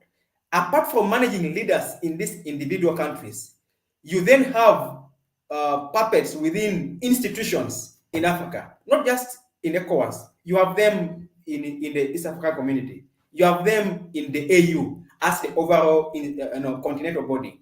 And I would want to maybe to put the blame on the people, but it's difficult from a broader perspective. But you see, one thing about managing society is that you can keep playing those games, but the time comes. I remember somebody once said, because as you manage society, the way that the French have been using their puppets to manage the society in West Africa, people keep getting poorer. And the time comes, I remember I read somewhere saying that when eventually the poor, that the time will come when the poor have nothing to eat, but the rich. Now, this is at a time where people have been so impoverished that nothing else can control them. And I think when you look at the case in West Africa right now, Burkina Faso, Mali, Niger, and I can assure you the same thing must be in other countries like Benin. The same feeling must be there. What is happening is that it is an outpouring of anger that didn't begin yesterday. That didn't begin last week. This is something that has been building up. These are decades of anger at the French, which has finally found its expression at this moment when people can no longer hold it. That is the reason Southerns will go and welcome. It is traditionally people have been manipulated to worship democracy. That democracy, you elect your own people. But at this point, Mahlet, you are seeing people coming forward to support soldiers. What does that tell you? In the Southerns, they claim the man was removed, was elected by the same people. Do you see the compliances in this kind of thinking? So why would people come to support soldiers? What this tells us, Mahlet, is that what the people of West Africa want is not, because you see, I mean, it's not whether it's a democracy, whether it's a dictatorship. What the people want is a change in their life. What the young people in West Africa want is an opportunity to innovate. They want an environment where the circumstances favor their expression of creativity. It's not just democracy. I would rather have a soldier leading my country if I have food on my table, if our education is good, if our health facilities, we have health facilities where I go when I am sick and I get good treatment. Because at the end of the day, when they fall sick, these leaders who are puppets will not be treated in their country. They'll go to France. When they want to go on a holiday, they'll go to Germany. I mean, at the end of the day, what the African wants is a life that is, consistent with their ambitions. So it doesn't matter whether it's a Democrat or a soldier. I mean, it is somebody who claims to be a Democrat or a soldier. What people want is a good life, opportunities to develop. And if these leaders who are so-called elected democratically cannot offer that, people have found reason to arise. And what we are seeing now is that they have risen. So we could blame the people, but at the end of the day, you also don't want constant revolts and confusion throughout the country. Because even when people revolt like this, somebody has to lead them. They must support someone. And people, the truth, Mahlet, is that people are led. Yes? And you can see in Niger, the people didn't go to the streets until somebody led. Who led? The soldiers led. The soldiers said, we are done with this president, so we're taking over power. And the people said, aha, now this is good. And they came to support. So people need to be led. Africa's problem is, it may not be entirely people. It is leaders. The presence of leaders who are puppets to the West, and the absence of leaders who are willing to sacrifice for the interests of the people. It is on this note that I would like to give a vote of thanks to the president, to this young man of Burkina Faso. Do you know that even as we speak, Burkina Faso is already feeling the impact, the consequences of supporting Niger? They have cut aid, their so-called aid to Burkina Faso. Burkina Faso could have simply kept quiet and said, you handle your issues, and they would have retained the so-called aid. But this young man has been willing to say, I want to stand with Niger. It is not that he didn't know the risks. He knew they would cut the aid. He knew that these people would turn on him as well. But he went far. These are the kind of leaders we need. Now, these leaders come from the people. So our people, after all these years of colonialism, and you cannot ignore the effects of colonialism mentally on Africa. After all these years, we have been convinced that this is the kind of life we need to lead. We have been convinced, for example, that the white man has a superior understanding of situations more than us. We have been put in a place where we look for validation from the West. Again, I remember an example where Professor Lumumba spoke of a situation where, for example, normally we hold elections, yes? We say today we're going to elect leaders. And Professor Lumumba said that during these elections, we have election observers from all over the world. You hold elections, for example, in Ghana, where my brother Kwame is, and we have election observers from Kenya, maybe Uganda, you have them from Nigeria and the rest. But after elections, people are more interested, these are in the words of Professor Lumumba, in hearing the opinion of the European Union. What did they say? They don't want to hear the opinion of observers from Uganda or from Kenya or from Tanzania. They want to hear the opinion of the US. Why? And that is the common man. Because the common man in Africa has been conditioned over these years of colonialism to believe that for some reason, the gold standard of everything in life is the West. That when you do something, you must first ask yourself, what does the Westerner, what does the Frenchman think about this? So, in a sense, we have demoted ourselves to being told what to do by the West. We have demoted ourselves. For example, and you see, there is a confluence of reasons for this. It is complicated, Mahlet. I mean, the media framework, I mean, the propaganda, the media systems, we get our news from the West. We are told which leaders are good for us and which ones are bad. Now, for a common man who is on the streets, it is going to be very difficult to make up his mind. The only thing that will make the common man to ignore the propaganda being sent from Washington or from Paris to change his mind, the only thing is when his stomach has nothing completely. And then he will say, to hell with everything, me, I want food in my stomach. And they will then burst out the way people in Guinea have burst. So it is complicated. I once told you that, for example, in my country, in my small village, BBC is more listened to than even the local stations. In the local stations, air BBC. All this investment in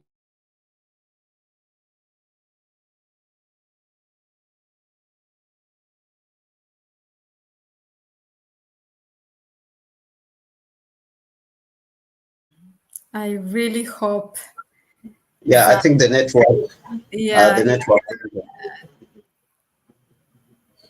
Lambert, can you hear us? Yeah, he's frozen. Interesting, really.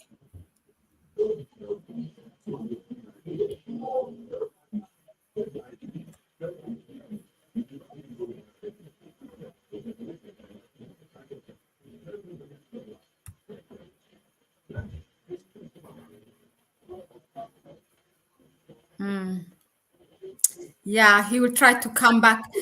But I'm gonna read the question. A very interesting, way he was analyzing it. There are some questions. These are for him. But a very good engagement. Really nice. I see a lot of comments, suggestions, questions. This is what we want, really, for you also to participate, and then whatever you have here, that please share it with your network, with your family. I kind of, like this whole thing of colonial tax, it's beyond my mind, Kwame. It's just, I can't fathom it.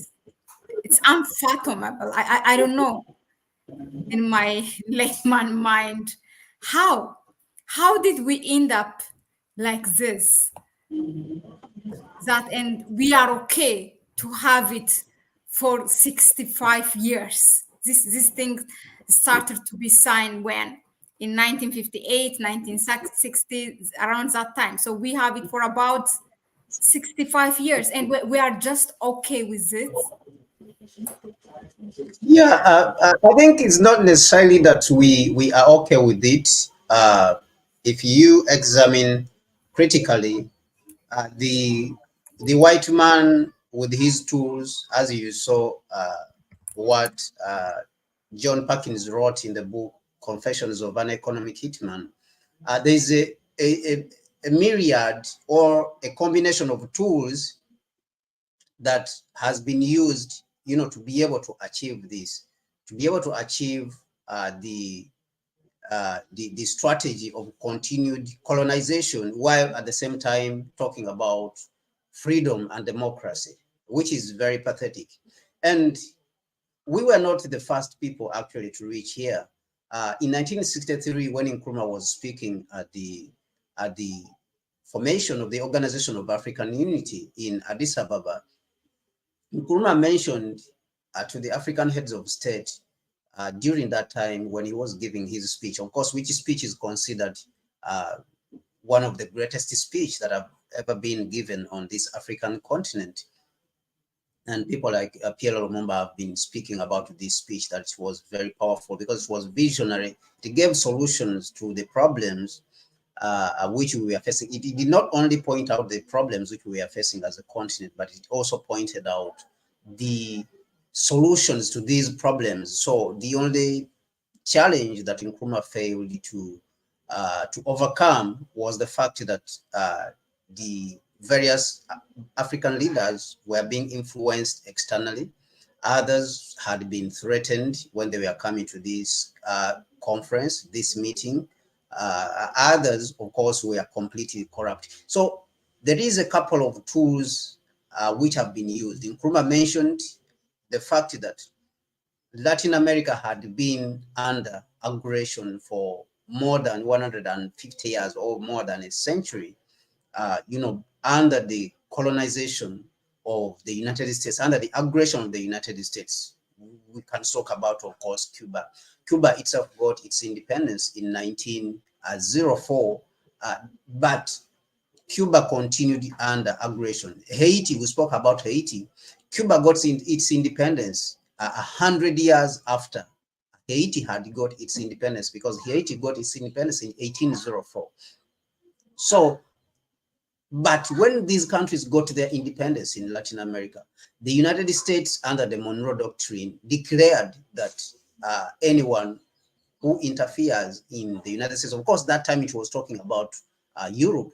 It was threatening Europe, that Europe should not interfere in Latin America. It called Latin America its backyard, so it can do as it wills. And that is why we mentioned the fact that the United States has been interfering in Haiti working with Canada and of course working with the other European countries. They have been interfering in Canada. I mean, they have been interfering in Haiti for a very long time. So Nkrumah saw this and said at the formation of the Organization of African Unity that Latin America had been, because remember this was 1963 and Haiti got its independence in 1804. So that is more than 150 years,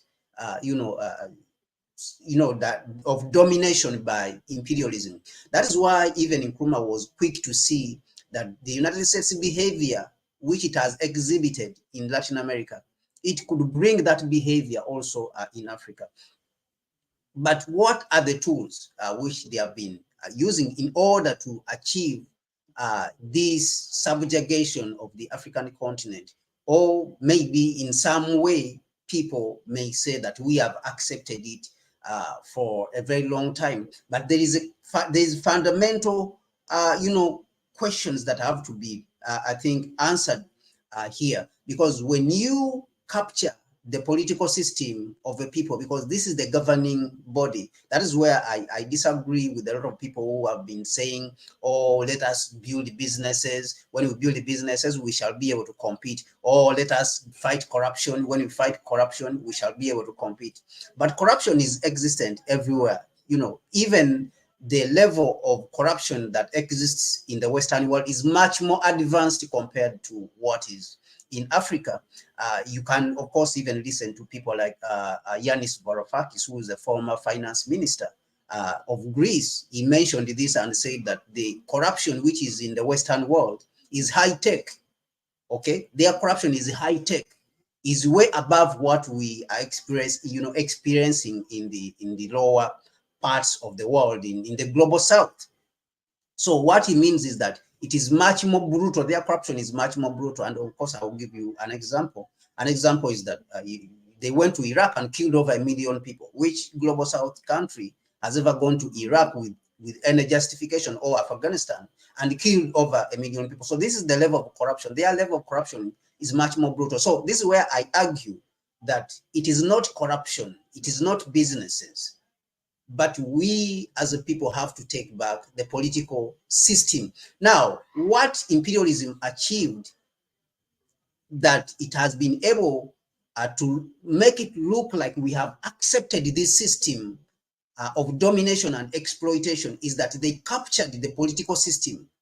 They captured our hearts. They captured, the leadership position of the continent. They captured the leadership of the continent. That is why you see that when they came, and they were trying to disorganize the continent after it had gotten independence, they were not fighting for businesses.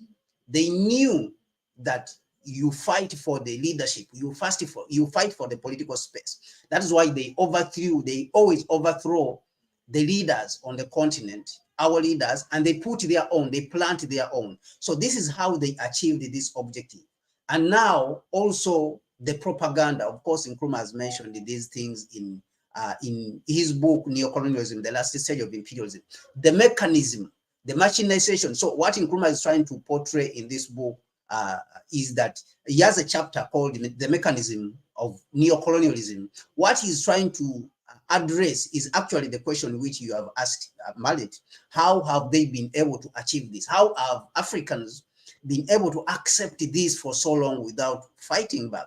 And what Nkrumah addresses in Neocolonialism, The Last Stage of Imperialism, is exactly the answer to that question which you have mentioned. The fact that they capture the political system, the fact that they demonize those leaders who are working for the African people, and they say they are dictators. And so in some cases, you have the capture of the media. For example, DSTV is present all across the African continent, multi-choice. But they removed the RT news of Russia because they are fighting with Russia. Why?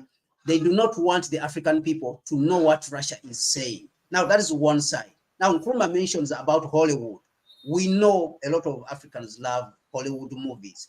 But this Nkrumah sees it as a threat to the African way of living. The religions, the Jehovah Witnesses, the what, all these these religions also have been used as a vehicle for colonization. So there's nothing that has been spared by the United States. The education system, you have seen a lot of schools, even in Rwanda, in East Africa, majority in Ghana, even all across Africa, that the United States sends books. So all these are meant to, to program Africans in a way that they favor the position of the United States. And now when they bombard you with their media, the BBC, is only now that the African people have come to the understanding that these systems are against us. They are working against us.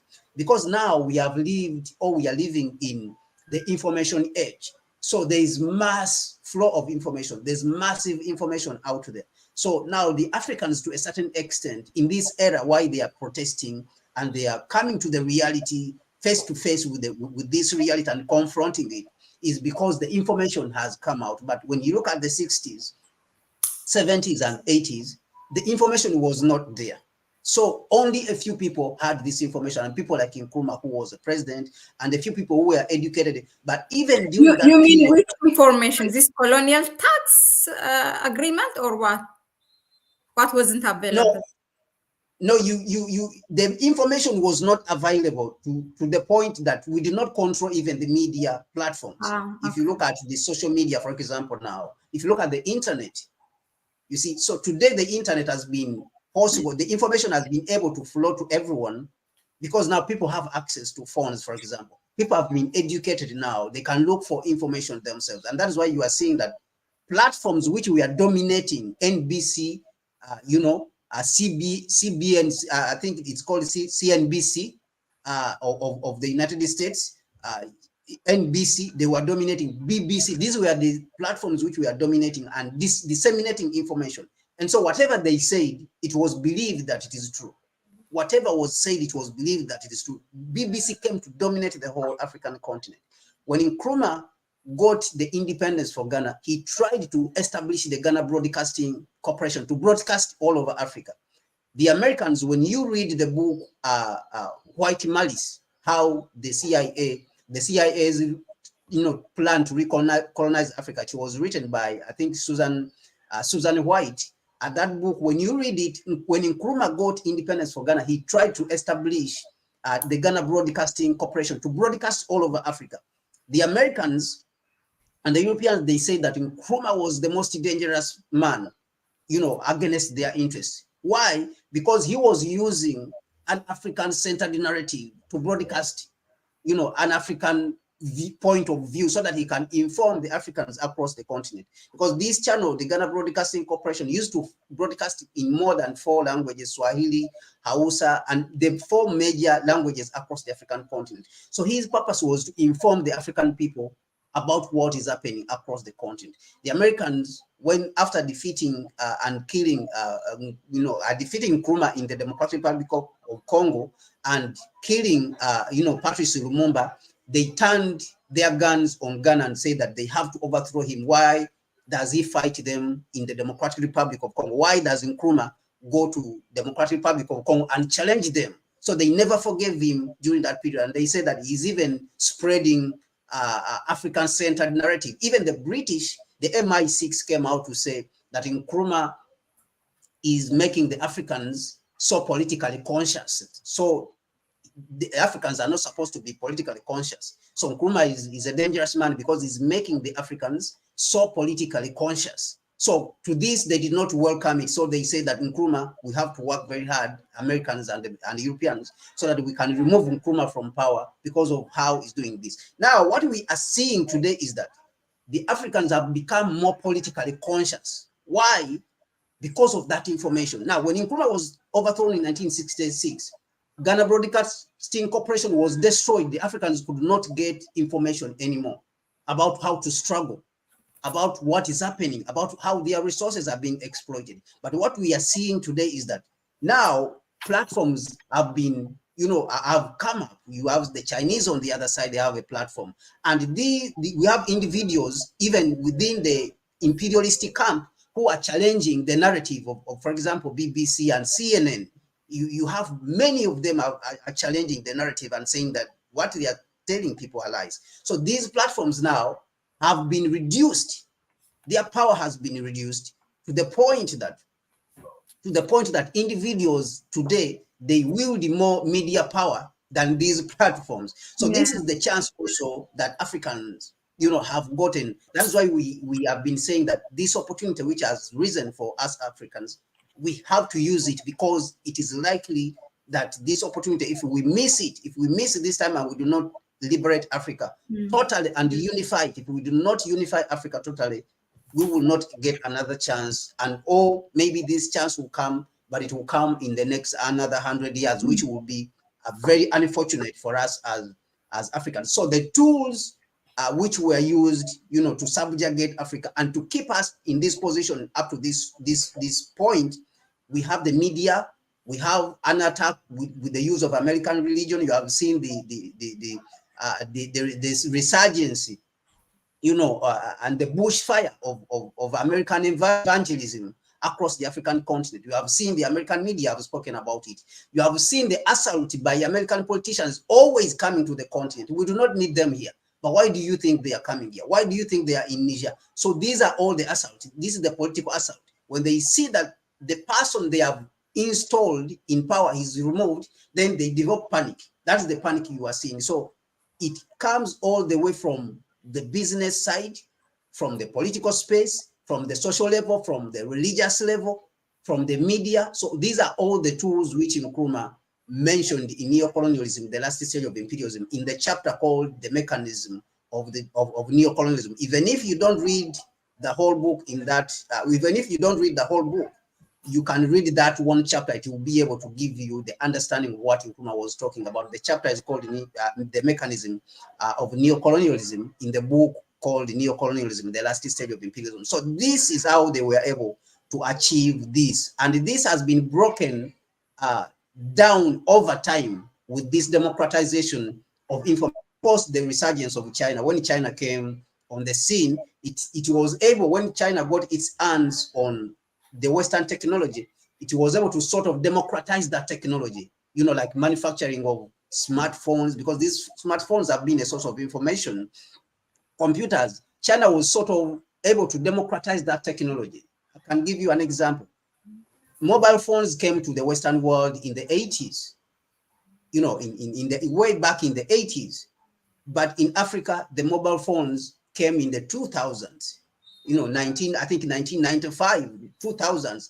And they majorly came, the first mobile phones actually were brought by this gentleman who started the company, which was called Celtel, which is today called Airtel. The one from, the rich man from, the billionaire from Sudan, who was in Kenya recently, Mahlet, we spoke about him. More Ibrahim. Yes, Mo Ibrahim is the one who brought the first mobile phones to the African continent. Then the Chinese, when they got their hands on this technology, then they started manufacturing the cheap phones. But the Western world never wanted for us to have this technology.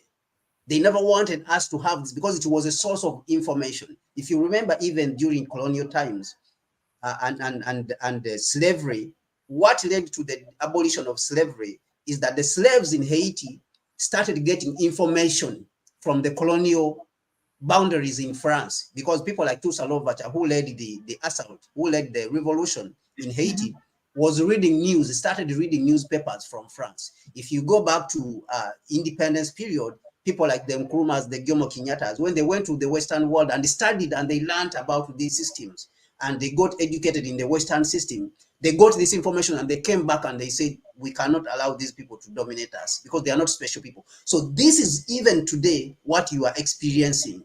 There is a new realization that the lies which have been told in the past, we cannot allow them to continue. So these things happen in cycles. They happen, in cycles. It's not that we accept it necessarily, but it's just that the tools which were being used on us, they were so overwhelming on the African people. The African people did not accept it. They did not accept the system, but the system sort of outsmarted us, overthrew our leaders who were building the continent. And they brought the puppets, of course, and they brought a system and imposed it on us. With propaganda, they made people accept the system so that people will not be able to rebel against the system. But that that propaganda that was used now is the one which is crumbling now, that is not holding anymore, and people cannot be lied to anymore with the lies of democracy and human rights while they are stealing our resources on the continent. So this is what we are seeing, and this is what they were able to use to hold this system for so long, for the last more than 60 years, why it has been around for a very long time until now when it has been challenged. Thank you very much, Kwame. Really, first of all, before I forget, Lambert was unable. That was it. His internet was done. So on his behalf, really, we thank him. And he said also he's sorry that he didn't do the proper goodbye. But it's not because of him. It's because of the internet. It's a technical problem. But we thank him here. Please join me in thanking him, all of you here, viewers, for the wonderful input, analysis, information, knowledge that he has brought to us today. I have shared here. Lambert has also he has a website called Africa Interest, which is a Pan-African platform. There are articles. Kwame also contributes to that platform, to that website. Articles. Lambert himself writes articles, and most of you know him by his Twitter name at Futurical. He has many followers. He's an influencer on social media, and also recently he has launched a YouTube called Africa Interest. I have shared his link here. Please go subscribe and share, and also of course our own Kwame. He has Africa Reimagined. I think most of you who come here most of the time at Connect Africa, you also go there and subscribe and share the information that are there. Now I know that when we planned this discussion that it would take a much longer time than what we do normally. But still, now it has been 1 hour and 15 minutes. But still, we have 2 more questions. Let's try to cover those. I still want to say, yes, you have given us a wonderful analysis. It will help me try to understand, because I said before, it's unfathomable for me. It's just beyond me how we just allowed ourselves to put up with this nonsense. But again, I see the people of Niger, what they did now, Mali, Burkina Faso. And then on the other hand, I see Ivory Coast, whose president was just, was it Gnagbo or something? Now, Ouattara replaced him by a coup. It's by French. It's a French-backed coup, and they brought Ouattara. So there are around 400 French military and 20 million population of Ivory Coast, and just controlled. Are they in fear of that? Like, they know what French government has done is wrong. Ouattara was not a government or a president that they elected, but you just keep like that because you are afraid of the 450. I don't understand still, that. Yeah, so the thing is that it's not that the people are afraid, but the thing is that like I said, it is a combination of tools that have been used on the people. The deception. There's what my friend, a writer who wrote a book, the U.S. Marine, wrote a book called The Black Matrix. And in this book, he's trying to show us how we Africans and the Black people have been socialized by the oppressive Western system, how the white man has used, tactics to socialize us.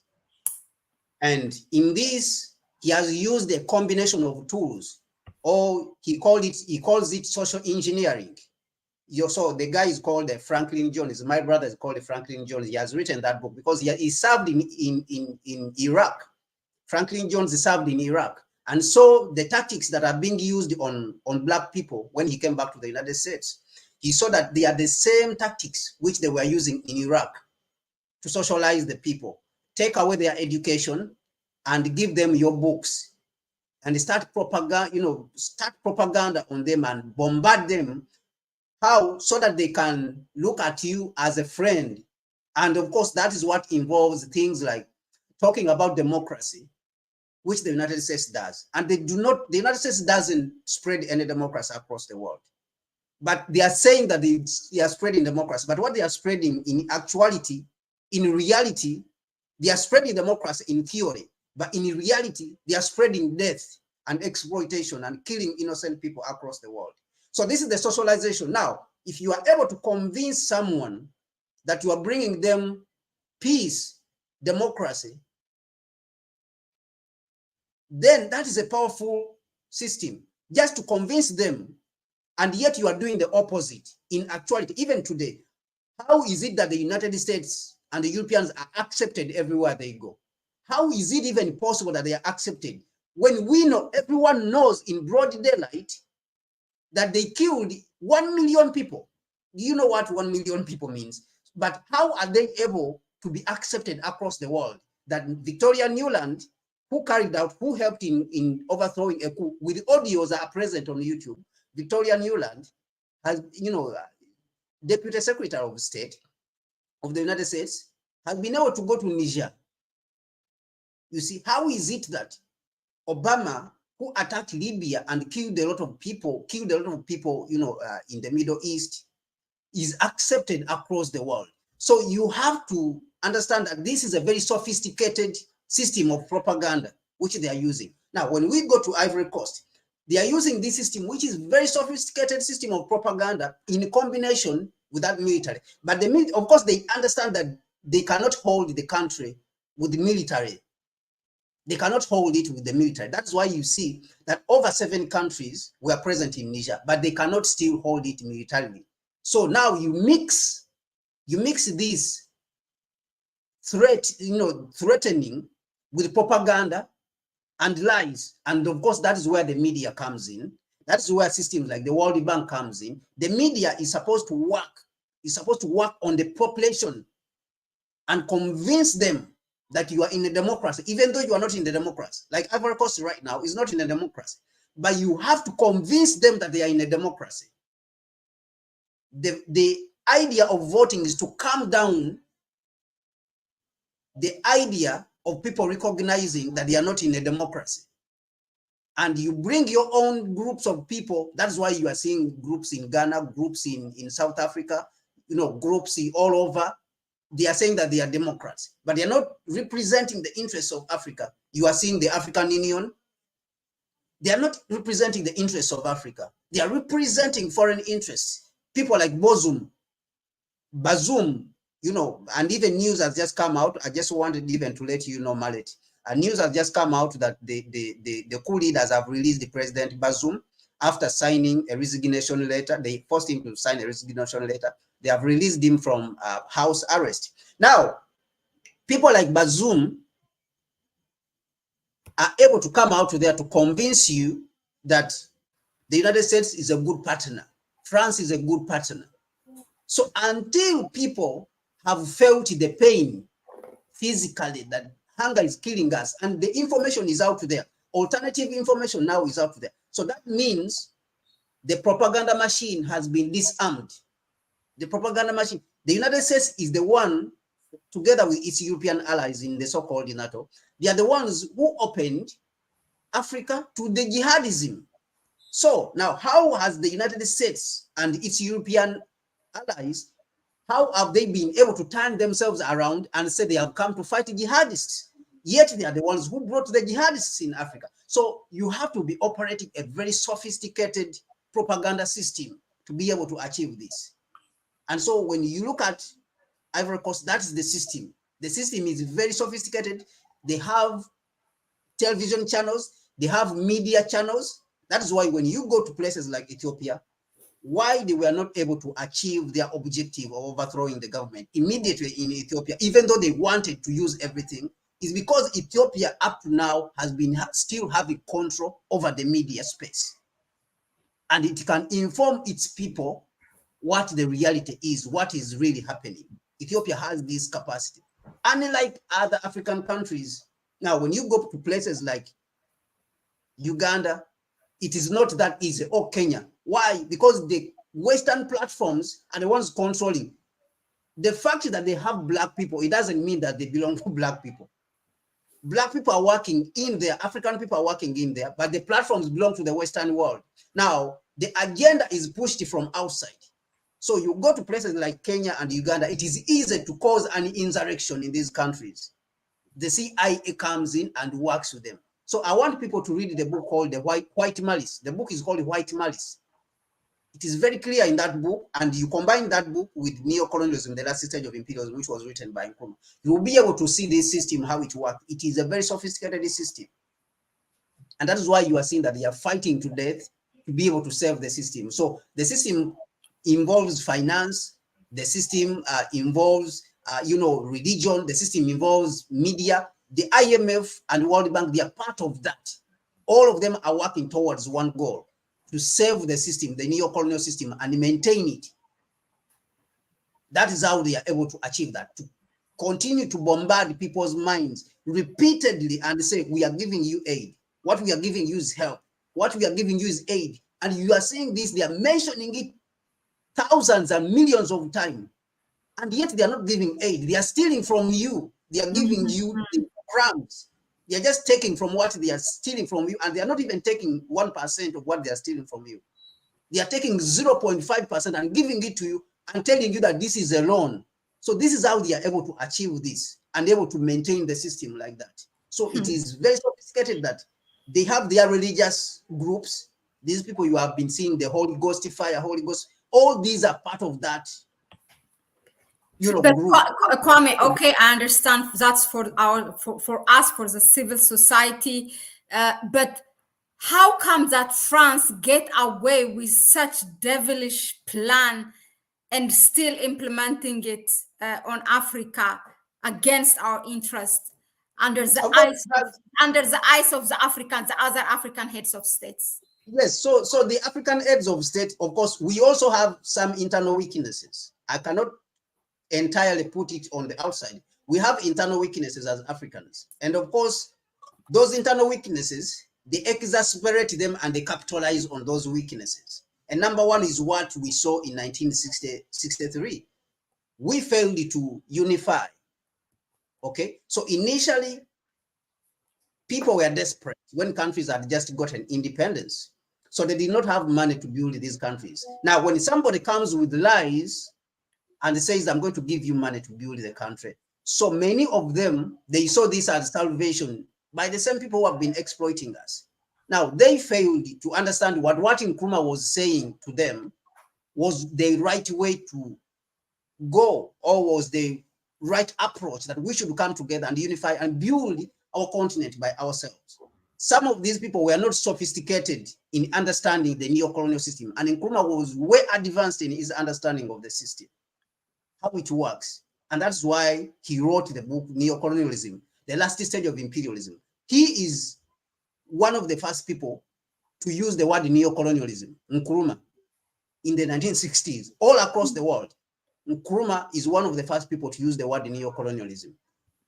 So he understood how sophisticated the system is. And so that's why he was pushing his contemporaries. Now, the weakness is that we failed to unify as a people. And that has been the failure. You have people with different ideas running across the continent. And we have spoken about this repeatedly, that other people, they are completely negligent, that they don't care about their fellow Africans. And that we have seen it, that they prefer concentrating in the various small territories where they are. Other people, they are contented with selling the continent for their own interests. Of course, we have seen these ones across the continent. So these are the weaknesses which are inside. Those internal divisions also, they leave us vulnerable, that the enemy capitalizes on those. And actually also, the enemy exacerbates those internal weaknesses and manipulates them and increases them. And like what we mentioned, this has been mentioned repeatedly, the differences which led to the massacre in Rwanda, the Rwandan genocide. They were manipulated by France and Belgium by telling one group that it is better than the other. They used to tell one group that you are better than the other, and you are the one who is supposed to govern the country. You are the ones who are supposed to dominate the country. And this caused the friction in the country to the point that over 1 million people died. So we have the internal weaknesses, they are there. And these, of course, they come from leadership. But like I say, they also recognize that the first thing which you have to do is capture the leadership. Once you capture the leadership, then that is it. Then you can have a divided leadership. When you capture one side, even if you have a few other leaders are in agreement, because today you cannot say, even this is evident even today. Today you cannot say that all leaders are sellouts on the African continent. You have people like Prime Minister Abiy, you have people like Ruto right now, you have people, on the continent. You have, when you go right now in West Africa, these countries which have just broken off from France, you have Zimbabwe. But now, the lack of understanding of the major problem, that also costs us that we stay divided. So those divisions, now they are capitalizing on that to continue to exacerbate and push this system with all, manner of aggression. So this is the problem that we have as a continent. And of course, I think that the major work which we are going to do, which we are going to struggle with a lot. I was going to say that where do we go from here now? What should we do? How should we reorient all those sophisticated tools that have been implanted in us, our thinking, to be able, to combat this imperialism, the lies, the propaganda, and everything, and of course the exploitation. Yeah, absolutely. So it's a challenge. It's a challenge, and that is what I was talking about. That is why more often people like Pierre Lumumba says that Pan-Africanism is not for the faint-hearted. If you want to fight for Africa, you have to be strong. You have to understand that this is not a simple challenge, because you have a continent of more than 55 countries which are still dispersed and separated. Now, Pan-Africanism wants to achieve the unification of those states. Now, that is not simple. That's not a simple task, because different people have different ideas across the African continent.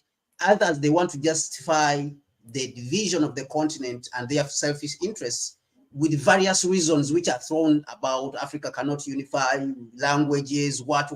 There's a couple of issues, a couple of justifications which are pushed around more often. So you have to be willing and ready to confront these challenges. But the biggest challenge we are going to face, there are two: the understanding the forces are at play in the era in which we are living, and that's neo-colonialism, and then the force of disunity within the continent. Now, to analyze the disunity on the continent and know how to work with it and manipulate that disunity into unity, that is a very big challenge. Now, this means we have to come with information. We have to understand the Pan-African civil society, the African civil society itself. We have to understand the type of leaders who are on the continent. And of course, all these have to be pushed together with the understanding of imperialism and how it is working. Nothing is going to be left behind. And all these understandings, all the understanding of all these situations has to be towards one goal: the unification of the continent, not to build the continent in corners, in small corners, because that has proved fatal. It has proved dangerous.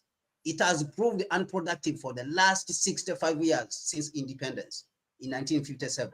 It has proved unproductive and has not helped us as a people, as Africans. So all these efforts should be towards fighting as Africans, working together, mobilizing ourselves, informing ourselves about the internal weaknesses, which are the division, and they have to be highlighted. Division has to be highlighted as a hindrance to Africa's progress, even though the other leaders have been manipulating those internal weaknesses, that division, to retain power. We have to manipulate it in our favor as Pan-Africans, or people who are fighting for the African continent. And that is why, of course, even this channel is here, because that is the work which we are trying to do, to mobilize these forces. So we have to manipulate it. We have to use these forces. And of course, I'm not using the word manipulation in a negative way, because when you use that word, many people think that you are using it in a negative way. But manipulation is about to play with to play with the forces. That's what I mean.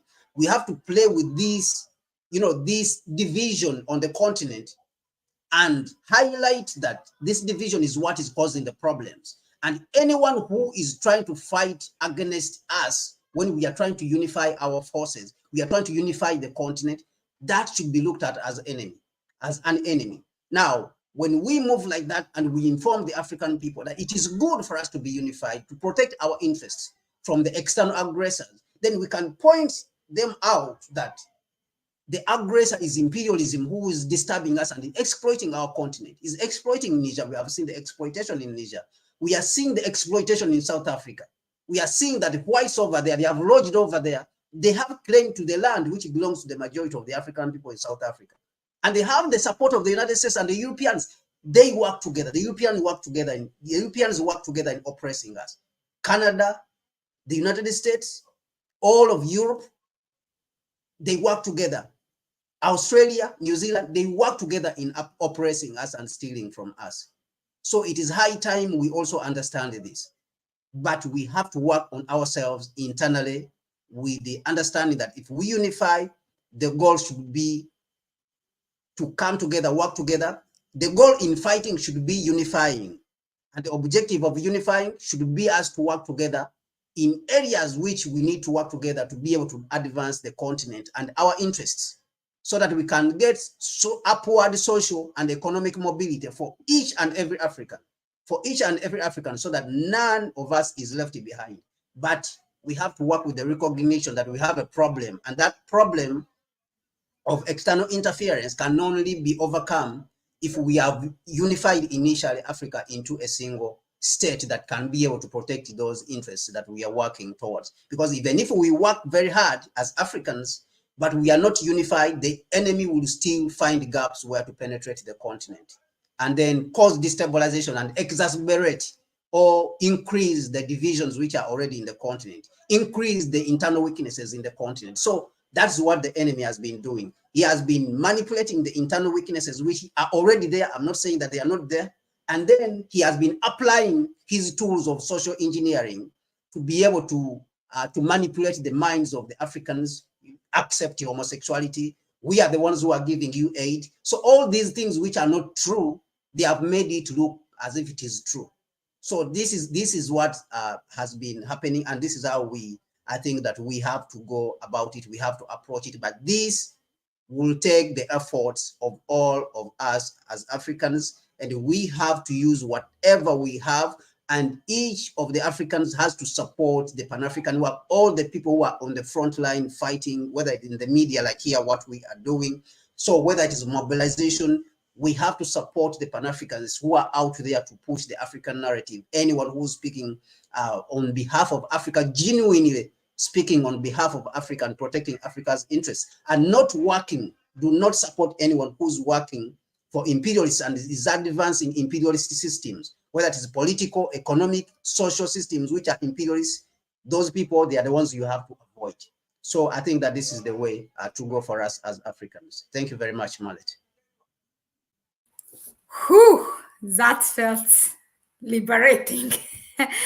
But thank you very much. That was a straight 2 hours fire here at Connect Africa by our brothers Kwame, Gonza, and Lambert Ebitu. Really, thank you very much. Applause. I salute you, and I'm really happy in this age, in this life as a Pan-African, that I know you, and that I have the pleasure, the honor to have you as a Pan-African brother and to work with you. Really, it's a blessing. Thank you very much. Continue what you are doing. It's a very, I know it's as a Pan-African, it's a very, there are a lot of things that discourage us, but please continue. Somebody asked here in the comment section before, Kwame, when is your book coming out? I by the way, whoever asked that question, he is here a witness. I asked him so many times, go write the book. When is your book coming? Yeah. So I think the first person who told me to write the book was called Professor Hannington Mubaiwa, who is advancing the Rapid Africa Plan So the book, I'm working on it. I will write a book definitely, because I've been studying Pan-Africanism and imperialism for the last 10 years. So I think that I have a lot to say about how we should advance Africa. And of course, I've published a couple of papers. And I also write, like what Mahlet said, I write for africainterest.org, and I also write for connecttoafrica.org. These are all websites. I think, Mahlet, you should put those websites out there so that people can go and see some of the things which we write. Africainterest.org, connecttoafrica.org. Just go to the internet and find those websites. We write stuff there. And there's a couple of other papers. Anyone who's interested in reading some of the papers which I've write, which are not shared publicly, can reach out to us. We have an email in the comment section here, because I'm also a member and a staff of Connect Africa. We have it as a channel, but also we have it as an organization and a website. And we are already working into connecting those forces which we have spoken about, the African civil society forces and the progressive forces on the continent, which we believe, we are convinced that these are the forces that are going to be responsible for rescuing the continent. Of course, we are also planning on reaching out to these governments which have already shown an interest in fighting for the African people. The governments of Mali, we are already in the process of writing to them so that we can have this dialogue. And how, of course, what we want to do is that we want to encourage them to work together, continue working together. Of course, Mali, Burkina Faso, and Niger have already shown those signs of wanting to work together. Burkina had long wanted to unify with Mali into starting the process of unifying Africa into a single state.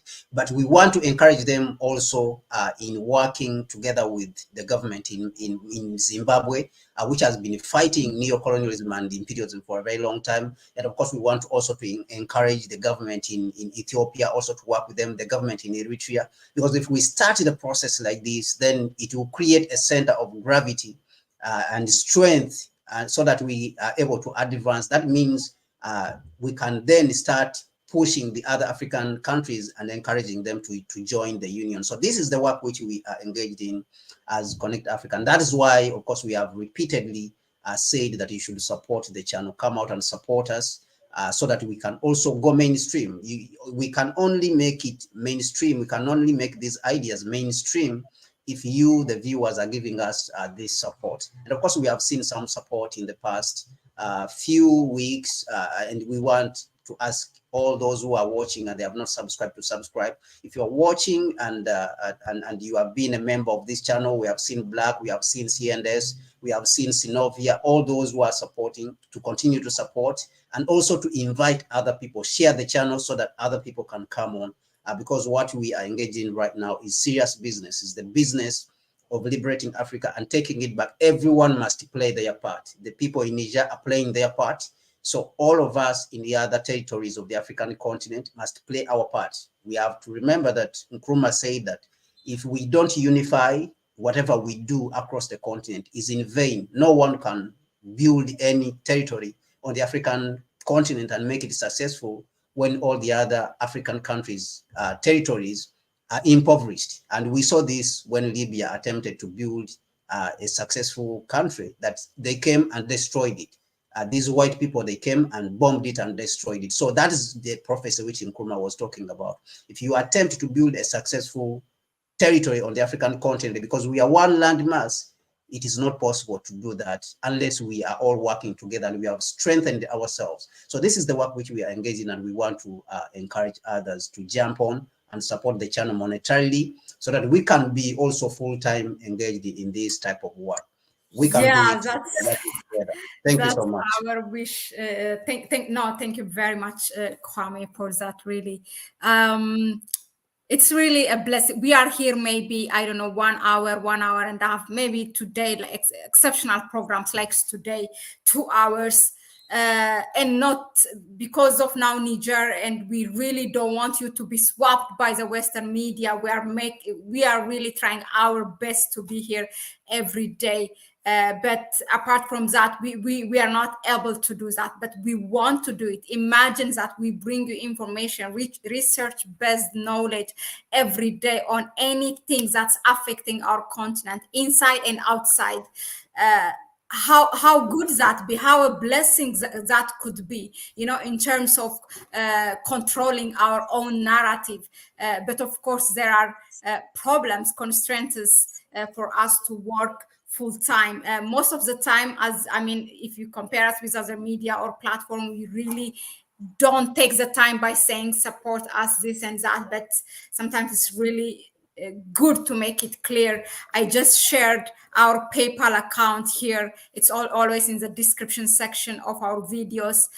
So you can support us through that PayPal account. And even more, please, if you cannot do that, of course, we always, regardless of it, we always try to be here because it's our passion. It's because we feel that it's our duty. That's it, as simple as that. But yeah, please share the video. Do not keep the knowledge, the information just for yourself. Please share this video, this streaming to your network, to the people that you think it's important for them. I have also shared what Kwame always on this platform, when he comes for any issue, he will always cite what has been said by Kwame Nkrumah, and especially that chapter of neocolonialism is the last stage of imperialism. And for real, it's not because he likes Kwame, as we all do as Pan-Africans, but most of the things have been, sometimes you see that there's nothing new, really. There's nothing new, it just manifests. So I shared the links, the PDF of that reading for you here in the chat section. So many of you have engaged, your encouragement, your comments, your suggestions, everything. Sometimes you ask each other and you answer for each other. It's really nice and so fulfilling to watch that. And it has been also a fuel for us to be here for the past 2 hours. What now? 20 minutes. Thank you very much. I'm not sure if I can read any. There were a couple of questions. I couldn't find them because I asked you before Lambert leave to forward your question. I knew that he would leave us earlier, but I just didn't think that his internet will be done.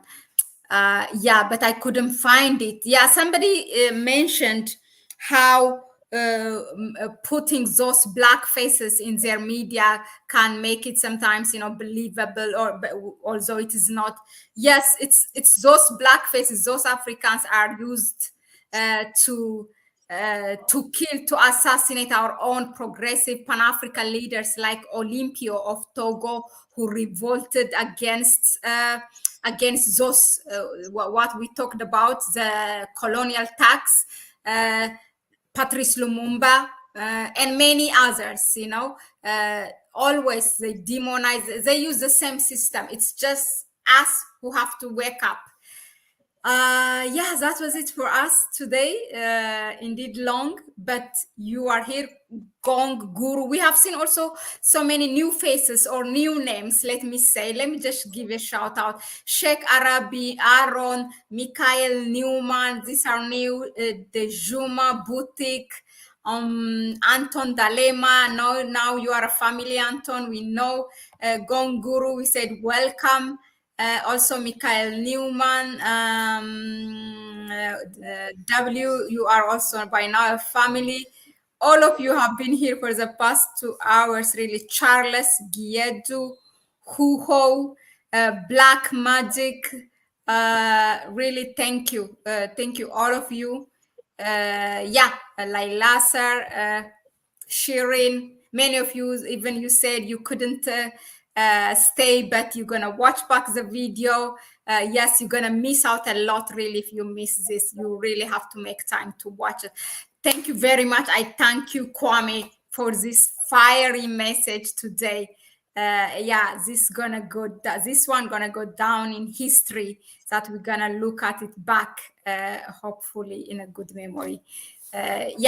Ciao. Have a good evening.